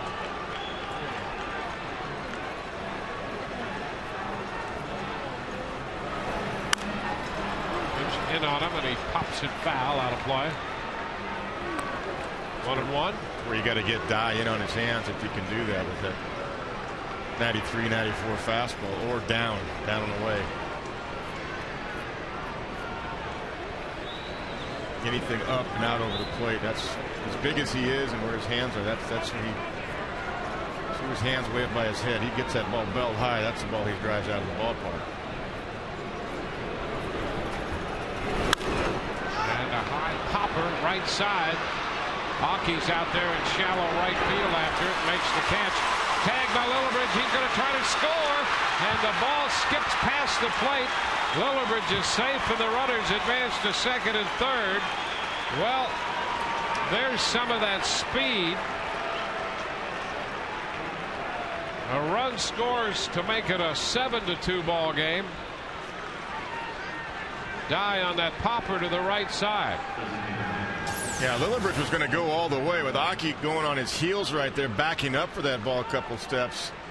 Lillibridge had a great jump from third. Pretty good throw. If Navarro could block the plate off and hold the ball, he might have had a shot at getting him out. So he's down on his right knee and the ball skips by him. What you really want to do to block the plate is get down on your left knee.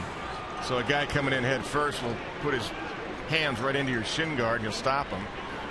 Plus you'll break his fingers.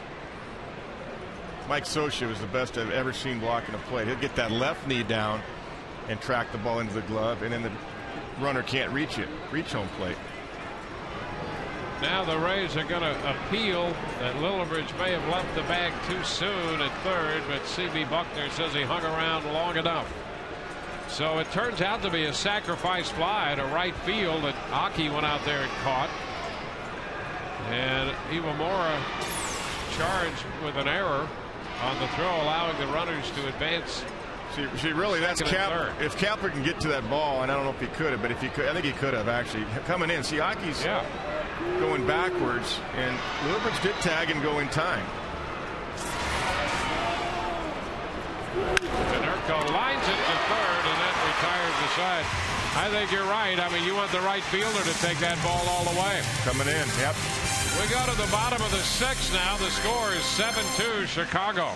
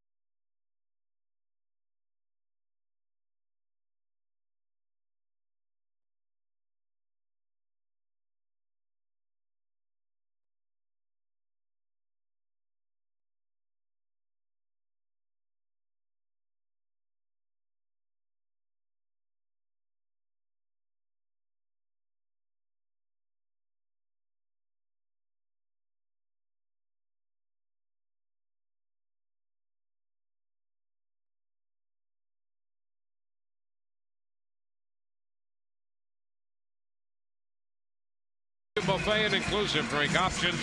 Call 888-FAN-RAYS or go to RaysBaseball.com for more information.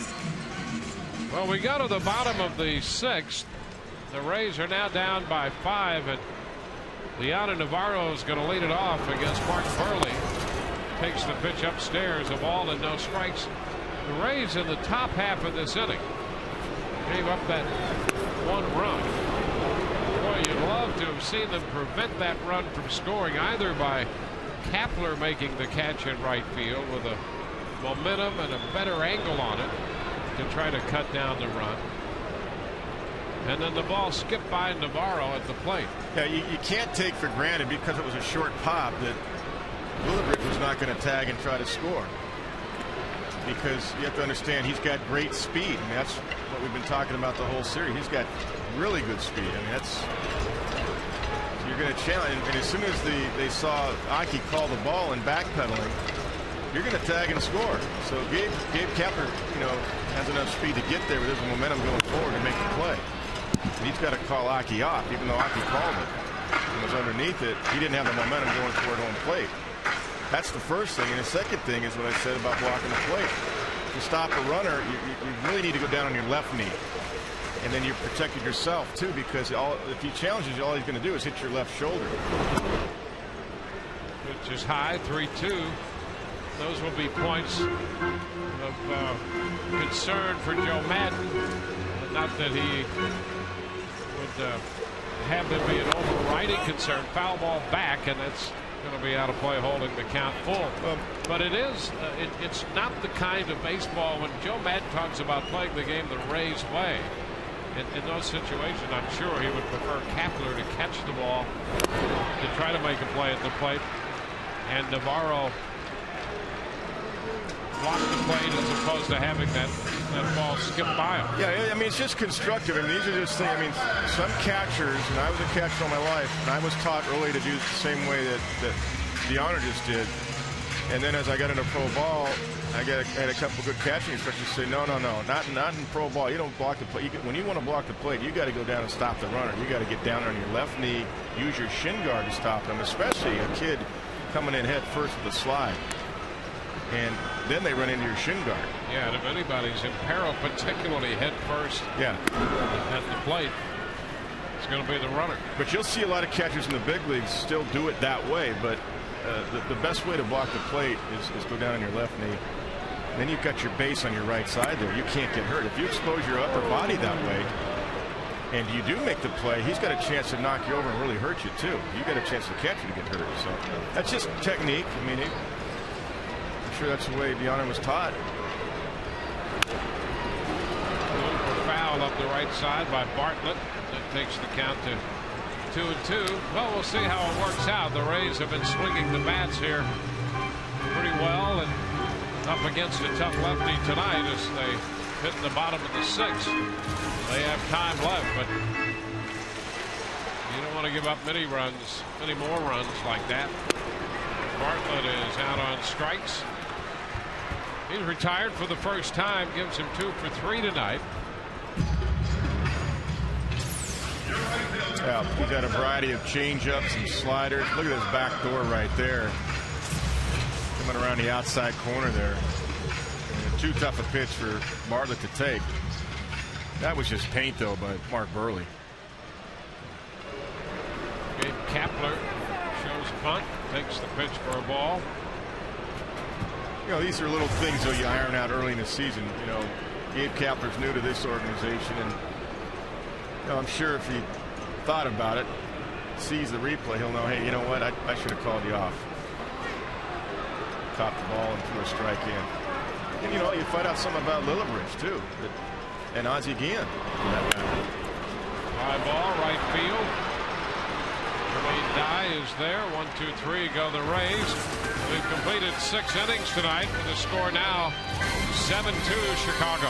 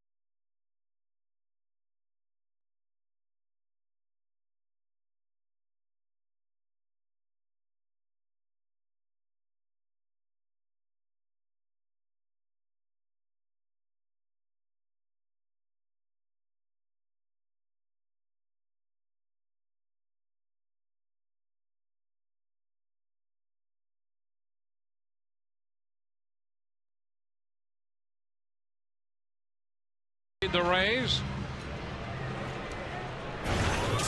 Joe Nelson, the new pitcher for the Rays, their 4th of the night, makes his 5th appearance. He faces Wilson Benaby. The pitch is upstairs. Benaby 0 for 3 tonight. Will be followed by Ramirez and then Anderson. Nelson had a very good year with the Marlins last year, and the Rays were able to acquire him, sign him. It's been a good pickup. Really good. He's got that great changeup that we've talked about with that Vulcan grip. Yeah, we've got some great video. We'll show you in a moment of that. 87 to 88 with the fastball.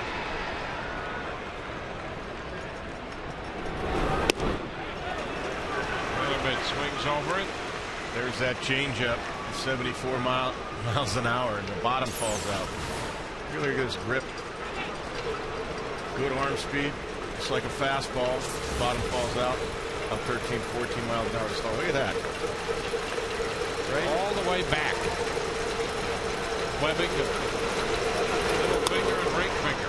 Incredible. I've never seen a grip like that. But I did talk to Joe before the game, and you were touching on this the other day when he came in about Eric Gagne, and nobody really knew what it was. Gagne would call it a changeup, yet when you'd see him, it did look like a split. But Joe explained exactly what you said, Dwayne. He throws that out toward closer to the end of the fingers. Yeah.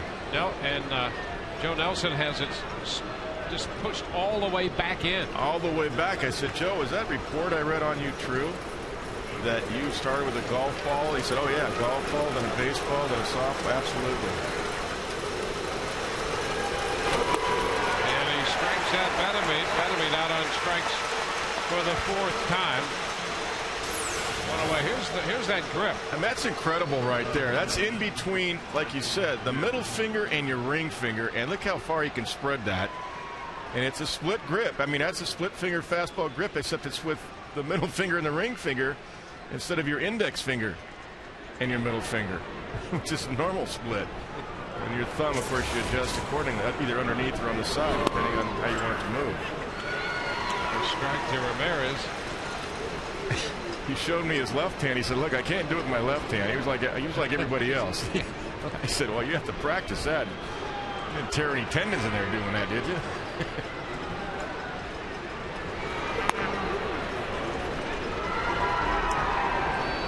1-1 count.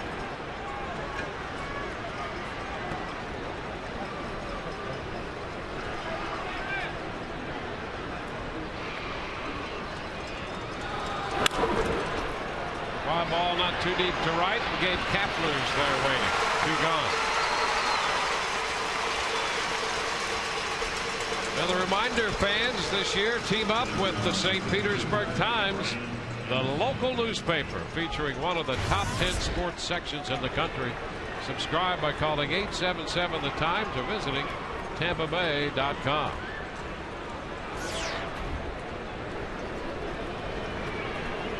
I was thinking last inning, or the inning before, I should say, in the 5th inning,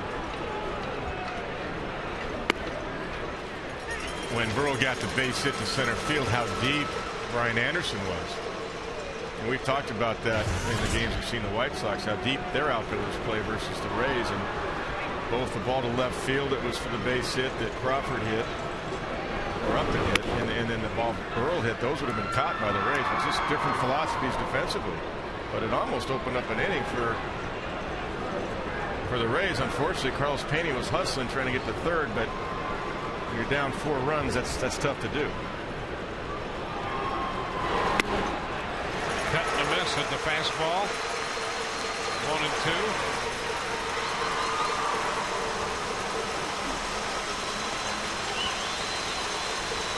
2 outs, bases empty. Nelson, the 4th Rays pitcher. Casberry worked 4 innings plus. Howell, Balfour, and now Nelson have all followed.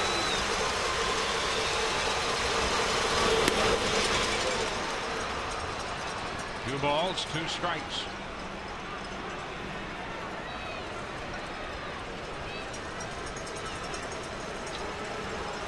one of the reasons Joe Madden can use all his bullpen today is because you got a day game tomorrow. You can bring all these guys back tomorrow if you need them. And you got a day off Monday, travel day. So J.P. Howell goes an inning. Balfour goes an inning. Nelson will probably go one. Well, he has a type of arm. I think he could probably pitch almost every day. Yeah, and he could give you a couple of innings too. That's one of the things they like about him. Ground ball, shortstop, glove by Bartlett, throw to first in time, and it's a 1-2-3 inning. We're in the middle of the 7th inning. Bottom of the frame coming. 7-2 Chicago.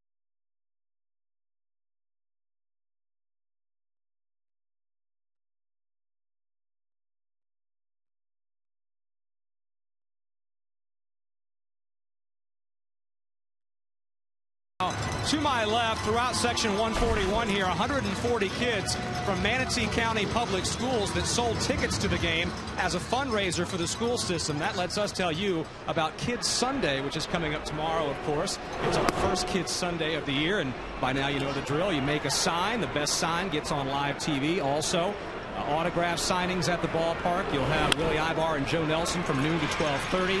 Games at 1:30. And the first 10,000 kids will get a mini pennant to celebrate the American League Championship. So we're going to hang out here, Dwayne, with the kids from Manatee County and get ready for Kids Sunday tomorrow. First pitch at 1:38 and our pregame at 1 o'clock over on Sun Sports. All right, Whit, that's a great idea. You'll be in good company out there with those youngsters. They're great fans. And Sundays all season long will be special.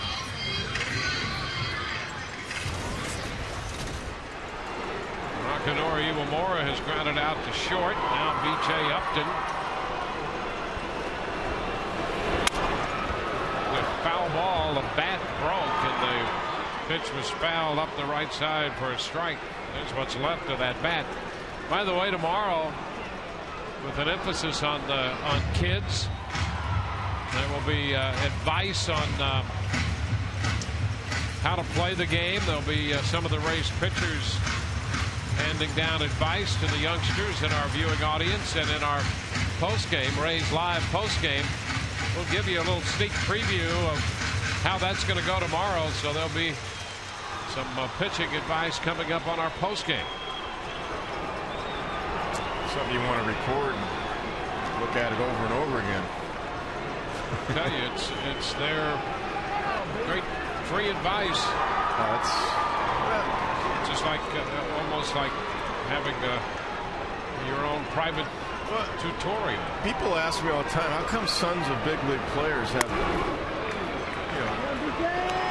great ability, sometimes better than their dads? I said, I don't know if it's that they have better ability totally, but I tell you what, when you're around a clubhouse at the ballpark and you learn the correct technique to go with ability, you're ahead of the game.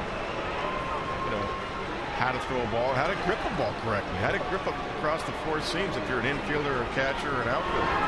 Something as simple as that. A lot of kids don't know. You know, this game is so much percentages, not only in numbers but performance. I mean, what you're doing, all of those techniques give you the greatest percentage in pursuit of success. Absolutely. That's what they're designed for. You're talking about positioning, trying to block balls and block the plate. Yeah. You know, all of that has everything to do with percentages. And kids can pick that up. That strike three called up, and so some of these kids, maybe because of the genetics involved, the gene pool, you know, the son of a big leaguer, he's going to have some ability maybe. But if you don't learn what to do with that ability, it's not going to do you any good. And I think a lot of those kids around the park get an opportunity to do that. And to learn how to play this game is almost as important to have the basic physical ability to do it to begin with. Yeah, it's just able to repeat your delivery, for example, as a pitcher.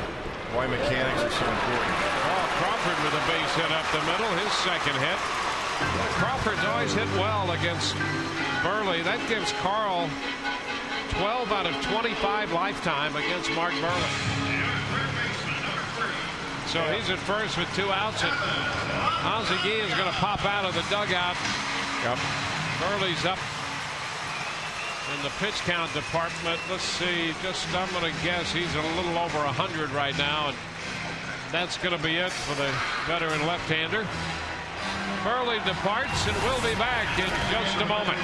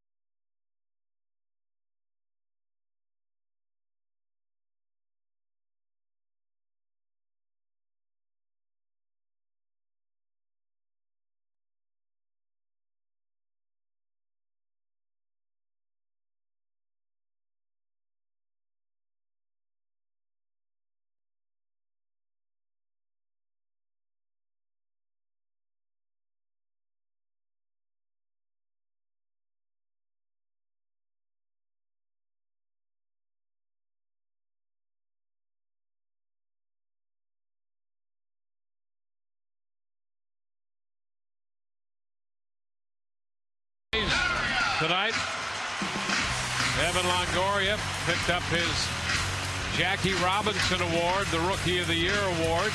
He is our Jaguar Performer of the game. Check out the new R Performance vehicles at your local Jaguar dealer or on JaguarUSA.com. Octavio Dotel, the new pitcher. Evan Longoria will bat with a runner at first and 2 outs. 104 pitches for Mark Burley. Dotel delivers one upstairs. 66 strikes. It's like a machine, Mark Burley. That's what he's done his whole career. 6 1/3, 6 2/3, gets into the 7th. That's what he's averaging his career. There goes Crawford. There'll be no throw. He's in with a stolen base. 2-0 the count to Longoria. That's why Mark's always able to give you 220. I mean, he's had years where he's been up in the 240 innings and doesn't miss starts. 33, 34 starts. Longoria pulls it foul. Out of play, 2-1. That's not a meaningless stolen base out there. Base hit, you start chipping away. You get that one run back. Make it 7-3. Keep putting the throttle down.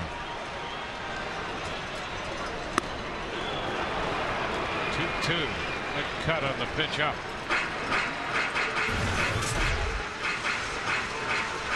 Five games for Octavio Dotel. No earned runs given up. 9 strikeouts in 4 1/3 innings, averaging over 2 an inning. Long fly ball, and it's foul down the left field line. Longoria making a bid for a couple of runs back there. Just foul. Take a look at Evan Longoria. Here's the fastball, missed completely on the inside corner. They were trying to go down and away, and Dotel missed by 15 inches with that pitch. Longoria checking it out down the line, and Mike Everett trying to get a look as well. Put a lean right there. Sweeps wide. 3-2. Dotel's making sure not going to miss inside again. Throws it way outside with the slider. You're talking about his 9 strikeouts. Of his first 10 outs he recorded this year, 9 were on strikeouts. Up the right side, foul this time, and he broke his bat.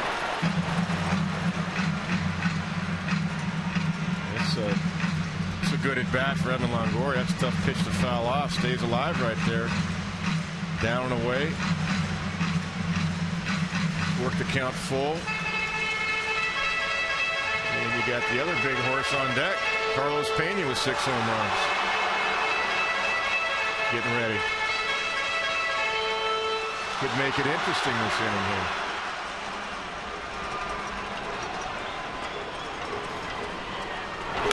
And he stays alive, fouling that one back with a cut. Yeah, Evans locked in on him now. He's seeing everything. Seeing the slider, the fastball up, the fastball in, fastball down and away. Real quiet at the plate with his hands, relaxed. 3-2 again. Ball 4. So Longoria goes to first. Crawford out there at second, and Carlos Pena's on his way to the plate. Then gets Don Cooper, the pitching coach, up and out of the dugout. They know that Pena has been red hot.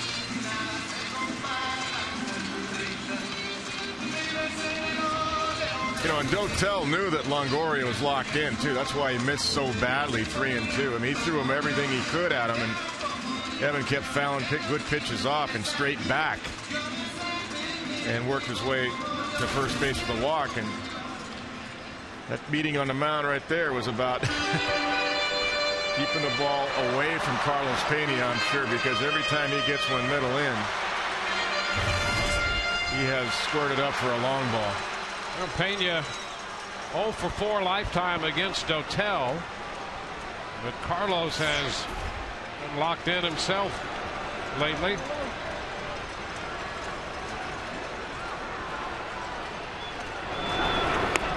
The pitch is a strike call.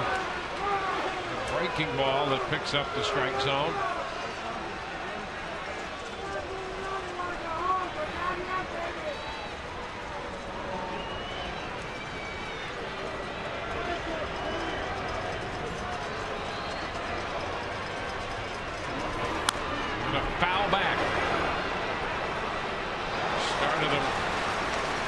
Breaking ball, and then came back with a fastball. Carlos fouled that one. Yeah, after the curveball on the outside corner, 75 miles an hour, they tried to pound him in 92, and Carlos didn't miss that by much.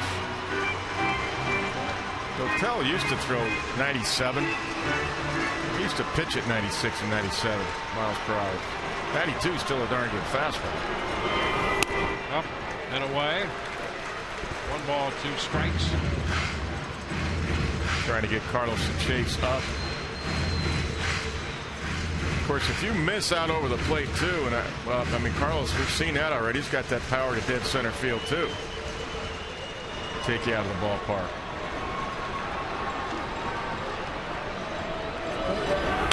1-2 pitch and a base hit into right field. Crawford's on his way to the plate. Over to third base goes Longoria. The Rays come up with their third run of the night. Pena picks up his second run batted into this game, extending his hitting streak to 11. Now it's 7-3. That was a nice adjustment by Carlos Pena. He'd seen 92 a couple of times, and he adjusted the off speed, the breaking ball again. Stayed back nicely and drives it into right field. Crawford's going to score easily right off the bat. He doesn't even have to look. He knows who's going to score. Smooth. Now Pat Burrell. They're trying to work their way back into this game. And it's a strike. Fastball down around the knees. Where was that pitch in the first inning? Second inning. Yeah, that was a ball. Yeah, the early ball part in the of first this game. inning. Yeah, for Scott, but now it's a strike. This one is too low. 1-1. That's the thing that upsets pitchers. I mean, both ways too. Get a call in the seventh inning. You know, where was it in the first inning? Call it the same way the whole game. It's down. Got ahead with that fastball and a couple of breaking pitches here. A miss, 2-1. Laying off what appeared to be a slider. Oh, he took a big cut. 2-2. Well, Pat got what he was looking for, just a little bit too far away from him. He wanted that fastball. He's looking for it. Took a good hack at it and couldn't catch up with it. 2-2 now. And it's skied to the right side. Short right for Dye. He's got it to retire the side. Rays pick up a run, leave 2. We're through 7. 7-3 Chicago.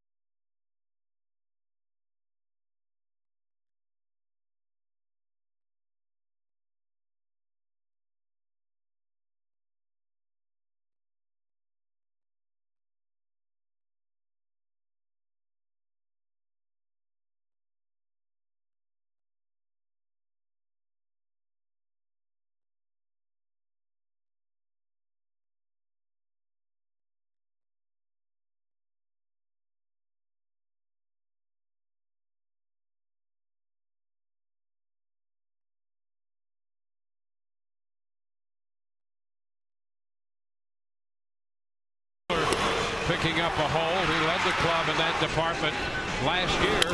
Just as middle relievers keep their teams in the game, you too can stay in the game with Just for Men hair color. We now go to the 8th. Joe Nelson set to open his second inning. This is Corky Miller. Corky being his formal name. pitch outside. 1 ball, no strikes. I remember his middle name, though. Yes. Abraham. Just in case he ran for office. Yes, that's right. Okay. You never know when that could come in handy. 2-0. Ryan Schaus throwing in the bullpen for the Rays.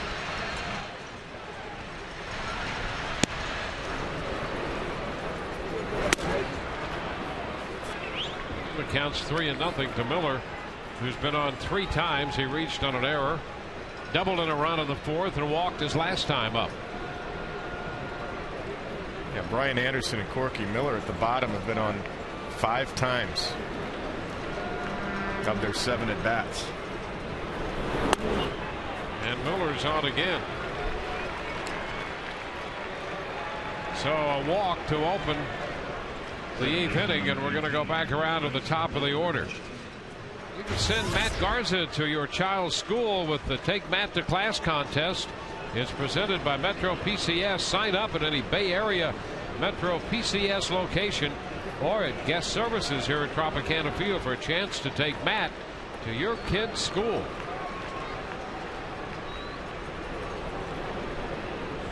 Brent Lillibridge up there. Pitch low and away. So Yeah. Oliver's missed with 5 straight pitches. Yeah, Joe had a pretty efficient 7th inning. He had 15 pitches, but he's come out here and can't find the zone. A little meeting at the mound. See if he's all right. Don't want to get him overtaxed because you might need him tomorrow before the off day on Monday. 15 pitch 7. So you're right. You don't want to extend him too much. It's a strike. 1-1. Lillibridge leading off, playing second base. 25-year-old infielder. Are you sure? I know. 25 going on 15. I know. Boy, he doesn't look like he's 25, does he? No. I mean, we had that happen, you know, when Kazmir first came here. There was a situation where, you know, people thought, well, you can't be just walking into the ballpark here. I heard about that. Yeah, that's true, isn't it? Yeah. That happened. Yeah. 3 balls and a strike.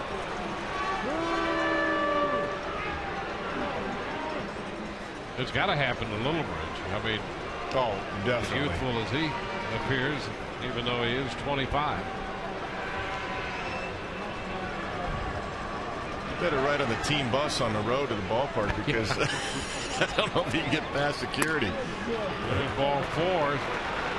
So back-to-back walks here to start the 8th. Pushes Miller up to second. And Joe Madden's going to come out here. Josh Fields is due. The left-hander Schaus is in the bullpen, and Madden's going to go that way. So an inning plus for Joe Nelson.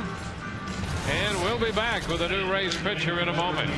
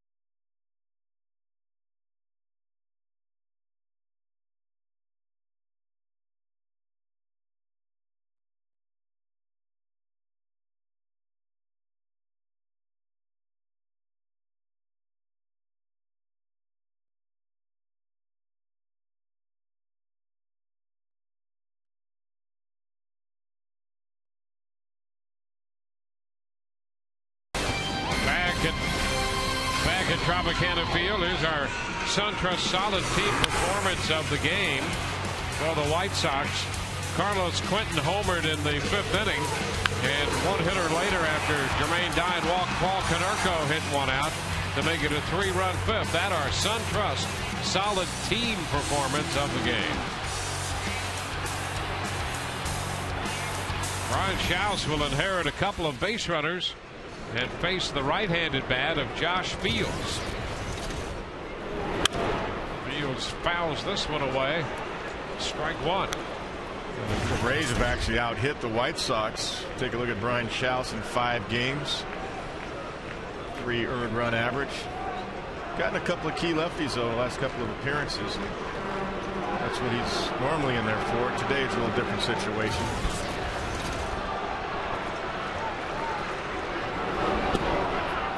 It's a little bit wide, and it's 1-1. You know, when you have all these walks, it's just, you know, a couple base runners an inning.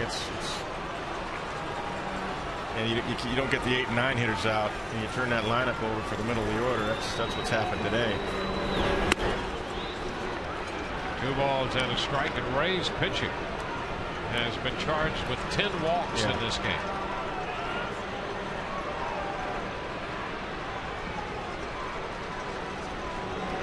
You got that and a couple of errors today and 6 hits and men on base every inning. 2 balls, 2 strikes. Schaus, pitcher number 5 for the Rays. And still with all of that, the Rays still trying to keep this game within striking distance for the last couple innings. And they do have a shot. That's exactly right. Ground ball, 3rd. Nice play by Longoria, out at 2nd and out at 1st. He throws the double play ball out of Fields. 5-4-3, and a nice start to that by Longoria. Miller moving into 3rd. He's there with 2 outs, and this is our checkers double of the game, as in double play. Yeah. Pretty big hop there. Evan Longoria stayed with it. Got it to Aki very quickly, and another great turn by Uemura. You know, it seems watching Longoria over the last year plus now, every time, no matter how he gets to the ball or when it gets to him, what position he's in when he gets it, that throw to second base, that feed is always right there. It is. He gets his feet in good position. That's the one thing about Evan. He shuffles his feet well, and that's what enables him to make a strong, accurate throw just high to Uemura, so he can make a good turn. Ball, no strikes to Quentin. Schaus keeps it away. 2-0.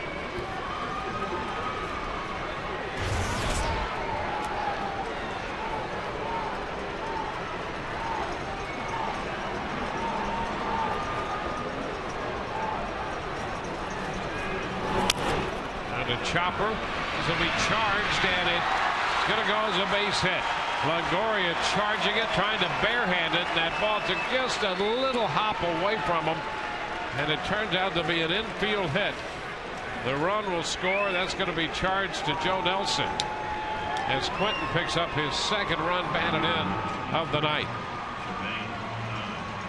Yeah, and Corky Miller scores twice now on walks. And let's take a look at the hop. Evan coming in. That's all he could try to do. This was a swinging chopper. Look at it hit that turf and then bounce to the right of Evan Longoria. It was not a true bounce, and I think if it hadn't hit and bounced away from him like that, he would have had a play. But it hit that turf and caromed off to his right about 2 feet. Now Jermaine Dye. Pitch outside, so it's a 5-run deficit, 8-3 now.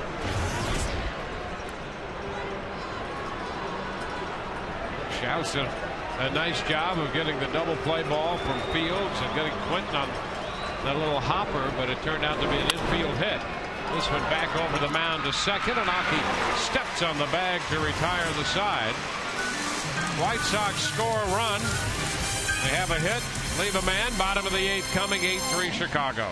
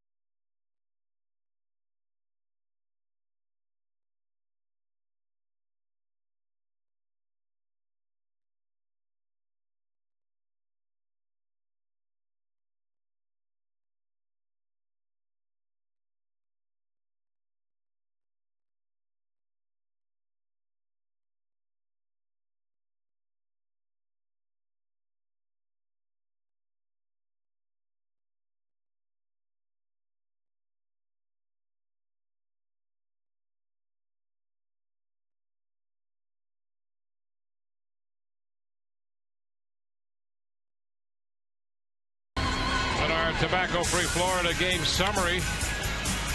The White Sox struck early. Konerko's double in the first capped a 2-run inning. Carlos Quentin homered in the 5th, and Paul Konerko hit a 2-run shot in a 3-run frame. The Rays scored a couple runs in the 5th, another run in the 7th on Carlos Pena's base hit to extend his hitting streak to 11. It's 8-3 as we go to the bottom of the 8th. Scott Linebrink is going to be the new pitcher for the White Sox. Linebrink follows Burley and Dotel. 6 2/3 for Burley and a 1/3 for Dotel. Gianna Navarro will lead off against Linebrink. Pretty much perfect for Linebrink so far this year. Pitch is high. 1 ball, no strikes. 6 strikeouts, no walks. Linebrink, no earned run average yet.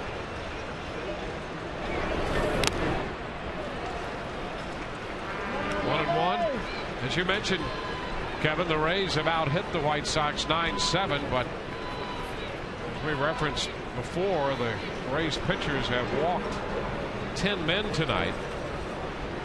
Now the White Sox have 8 runs, and 6 of those runners who scored were put on base via the walk. Yeah, this will be more of an aberration game as far as the pitching staff's concerned than the norm for sure, obviously, and especially with the bottom of the order. Brian Anderson had 2 walks. 1 time he scored. Corky Miller on base 4 times. The last 2 times 2 walks. Both times he scored.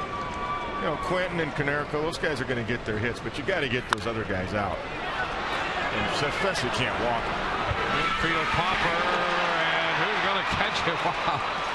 Lillibridge, that youthful looking second baseman, made the catch running up the mound. 1 away.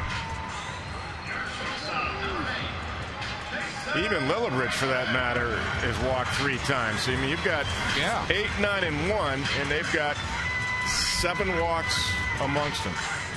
Well, here's the deal on Lillibridge, who's walked 3 times and scored twice. He came into this game hitting .077 with an on-base percentage of .250. Well, the Rays have walked him 3 times and he scored twice. Right. Here's Jason Bartlett drilling one through the hole.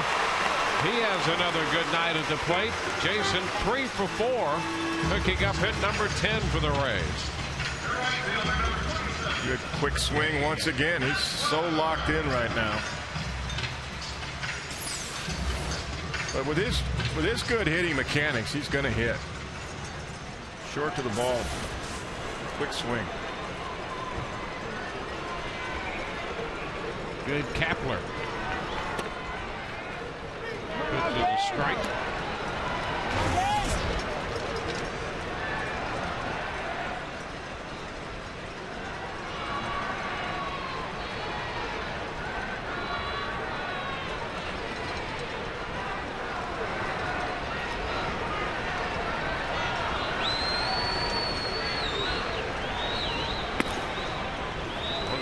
Strike is looking.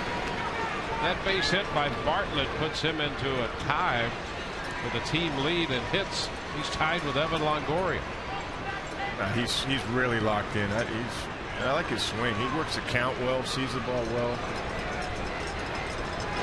He's on his way to second, and a high drive back into deep left field.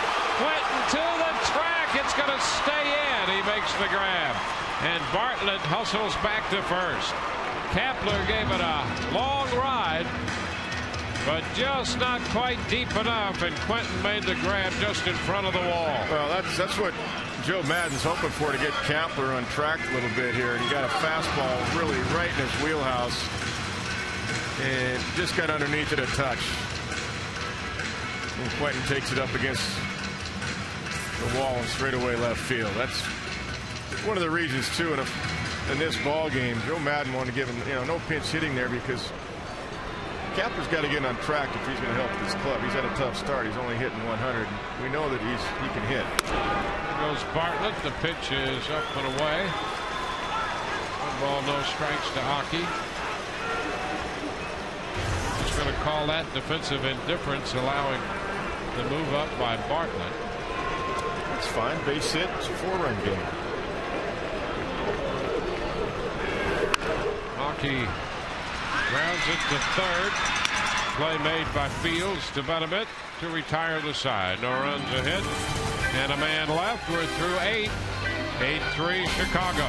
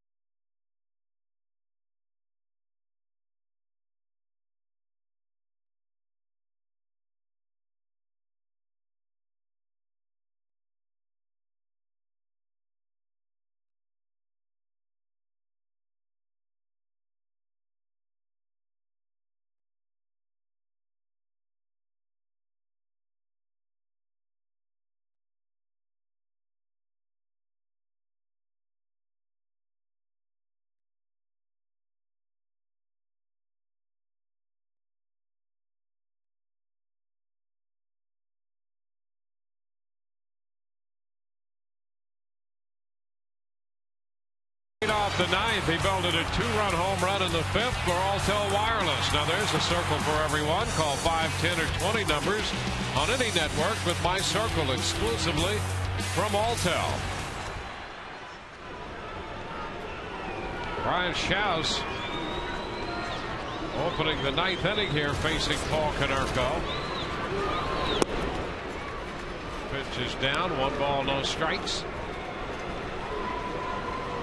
Konerko has driven in 3 of the Chicago runs tonight.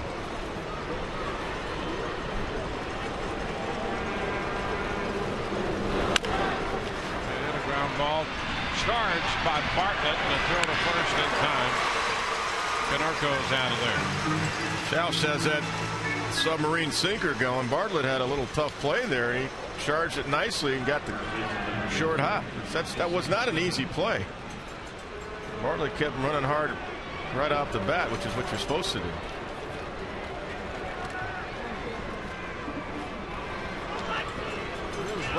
Wilson Benedict. He struck out swinging in the 1st. He struck out looking in the 3rd. He struck out swinging in the 5th. Struck out swinging in the 7th. And he takes a strike to start this at bat in the 9th. Yeah, he's back to his weaker side. 3 strikeouts from the right side and 1 from the left side.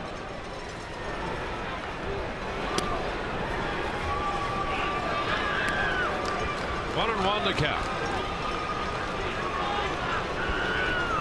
You know, when Nick Swisher got traded to the Yankees and they got Wilson Benedict in that deal, people were saying he strokes this one into right center field. It's going to bounce to the wall, and an extra base hit for Benedict. That's his 2nd extra base hit of the year, both being doubles.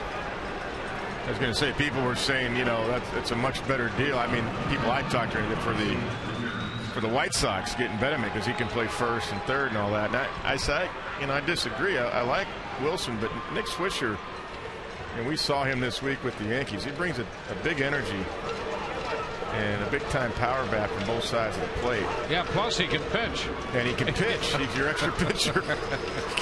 He's got a good 81-mile-an-hour fastball. Alexi Ramirez ground ball short. Bartlett handles it. The throw to first. Benedict goes to 3rd. So with 2 outs, there's a man at 3rd. Brian Anderson's going to hit. Rays baseball on Fox Sports Florida, brought to you by Tobacco Free Florida. Tobacco Free Florida wants you to be tobacco free. Visit tobaccofreeflorida.com for more information. And by Geico, 15 minutes could save you 15% on car insurance. Visit us at geico.com or call 1-800-947-AUTO. Anderson looks at a strike. Runner at third with 2 outs.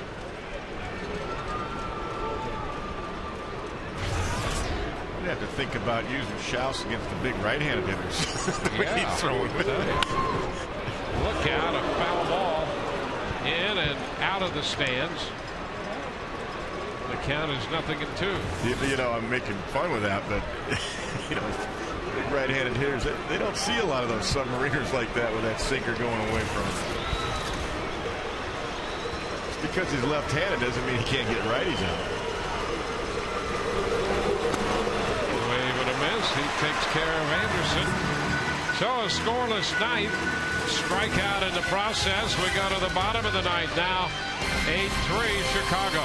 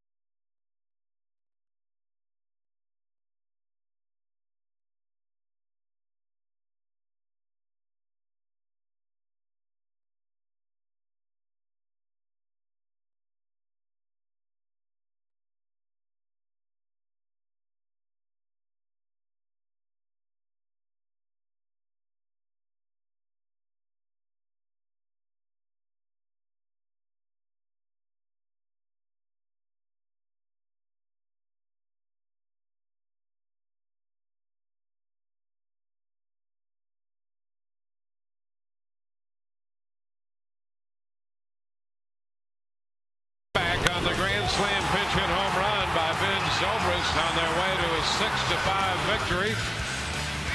That is the subject of our Geico quote of the game. For that, this. And somebody just starts yelling up the tunnel, "Hey, you're batting right now!" You know, so I was like, "All right, great." You know, I didn't have time to think about it. It was perfect. Zorilla. It's take gorilla and put a Z on the front side of it. So it was a pinch hit slam by Zorilla. There he is, Ben Zobrist.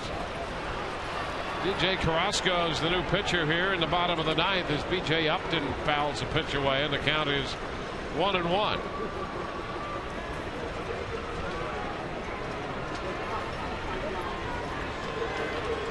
Carrasco, 31-year-old right-hander. 2-1.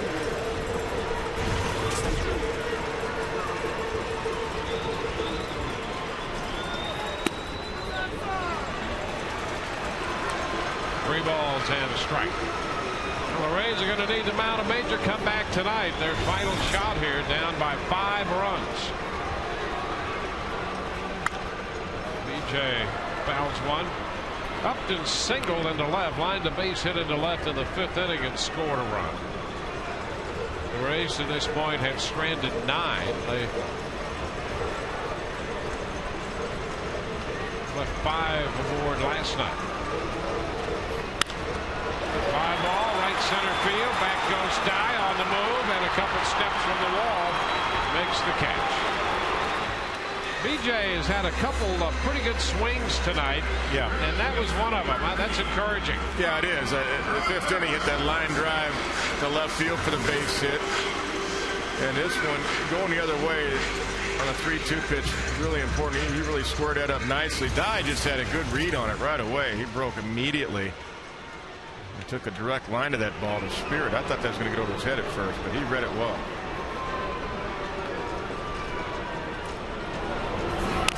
Crawford fouls it. Crowd tonight of 31,916. 31916.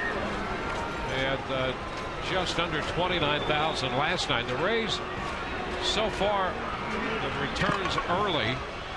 They've averaged a little over 28,000 an opening, which would put them 5th right now in the American League. Impressive. Fans are into it. They're expecting good things, as they should. 2-1, and they have the wrap-up game of this homestand tomorrow. It's a 138 first pitch. 3-1, and Matt Garza is going to oppose Gavin Floyd. We say this almost every night, but boy, that's going to be a good pitching matchup. Well, you know, it is. I was thinking. Also, you know, you think about B.J. Upton, and he's having some good at-bats, and why I said earlier in the game it's going to take a little while. Look at who he's been facing this week. I mean, one thing to get some at-bats in the minor leagues or spring training. Carl taps it to the right side, and Fetterman tries to flip it to the pitcher. Carrasco covering, but he can't come up with it, and that's going to be a base hit for Carl. That's a good sign. 3 straight hits now for Carl Crawford to get him going again. And with that speed,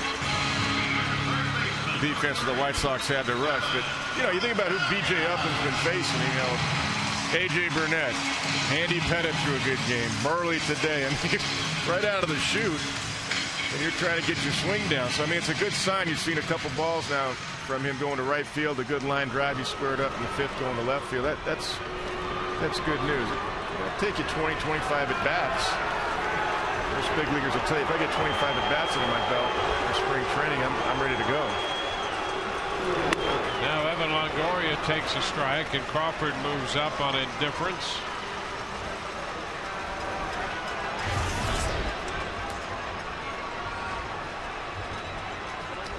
A 1-strike count. Crawford's going to go to 3rd on indifference. A breaking ball is down.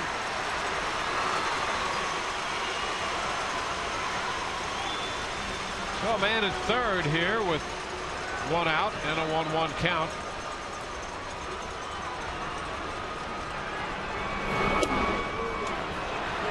One and 2. Carrasco was in 31 games with the White Sox last year. Originally got to the big leagues with Kansas City back in 03 and was up and down with the Royals and their AAA club for a while. He strikes out Longoria. 2 on. A little deception right there. Little drop down slider. Righty to righty right there. And fooled Evan.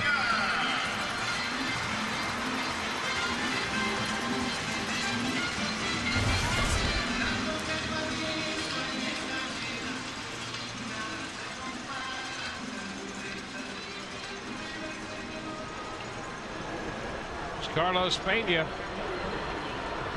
Carlos with a couple of runs batted in.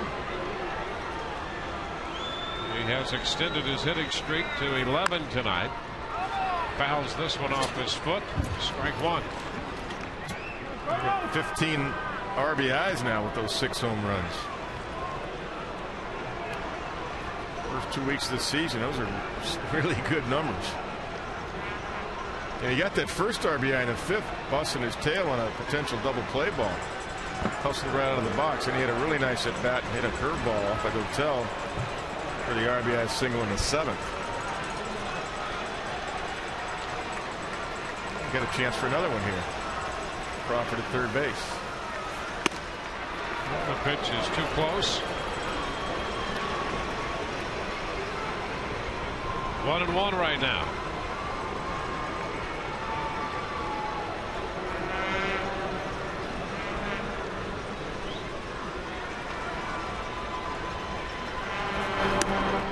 It's outside. 2-1.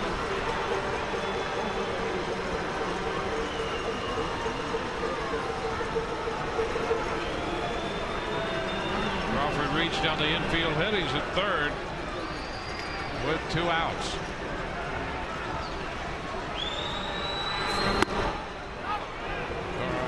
Carlos did go on the appeal.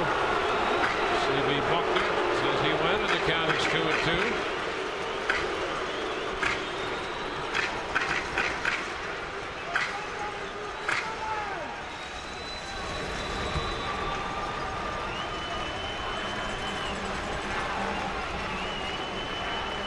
Rays will be wrapping up the series tomorrow afternoon against the White Sox. Full count. Still working the count, though. I like that Carlos Pena not giving at bats away. None of the Rays have given their at bats away. They've been battling the whole day, even though they've been behind most of the day. And you know what that's done? It's given them chances to get back in the game. It's just they're coming up short. Big swing and a miss. This one is over as Pena strikes out to end it. And the White Sox have won it 8-3. The Rays leave a man in the 9th inning. They left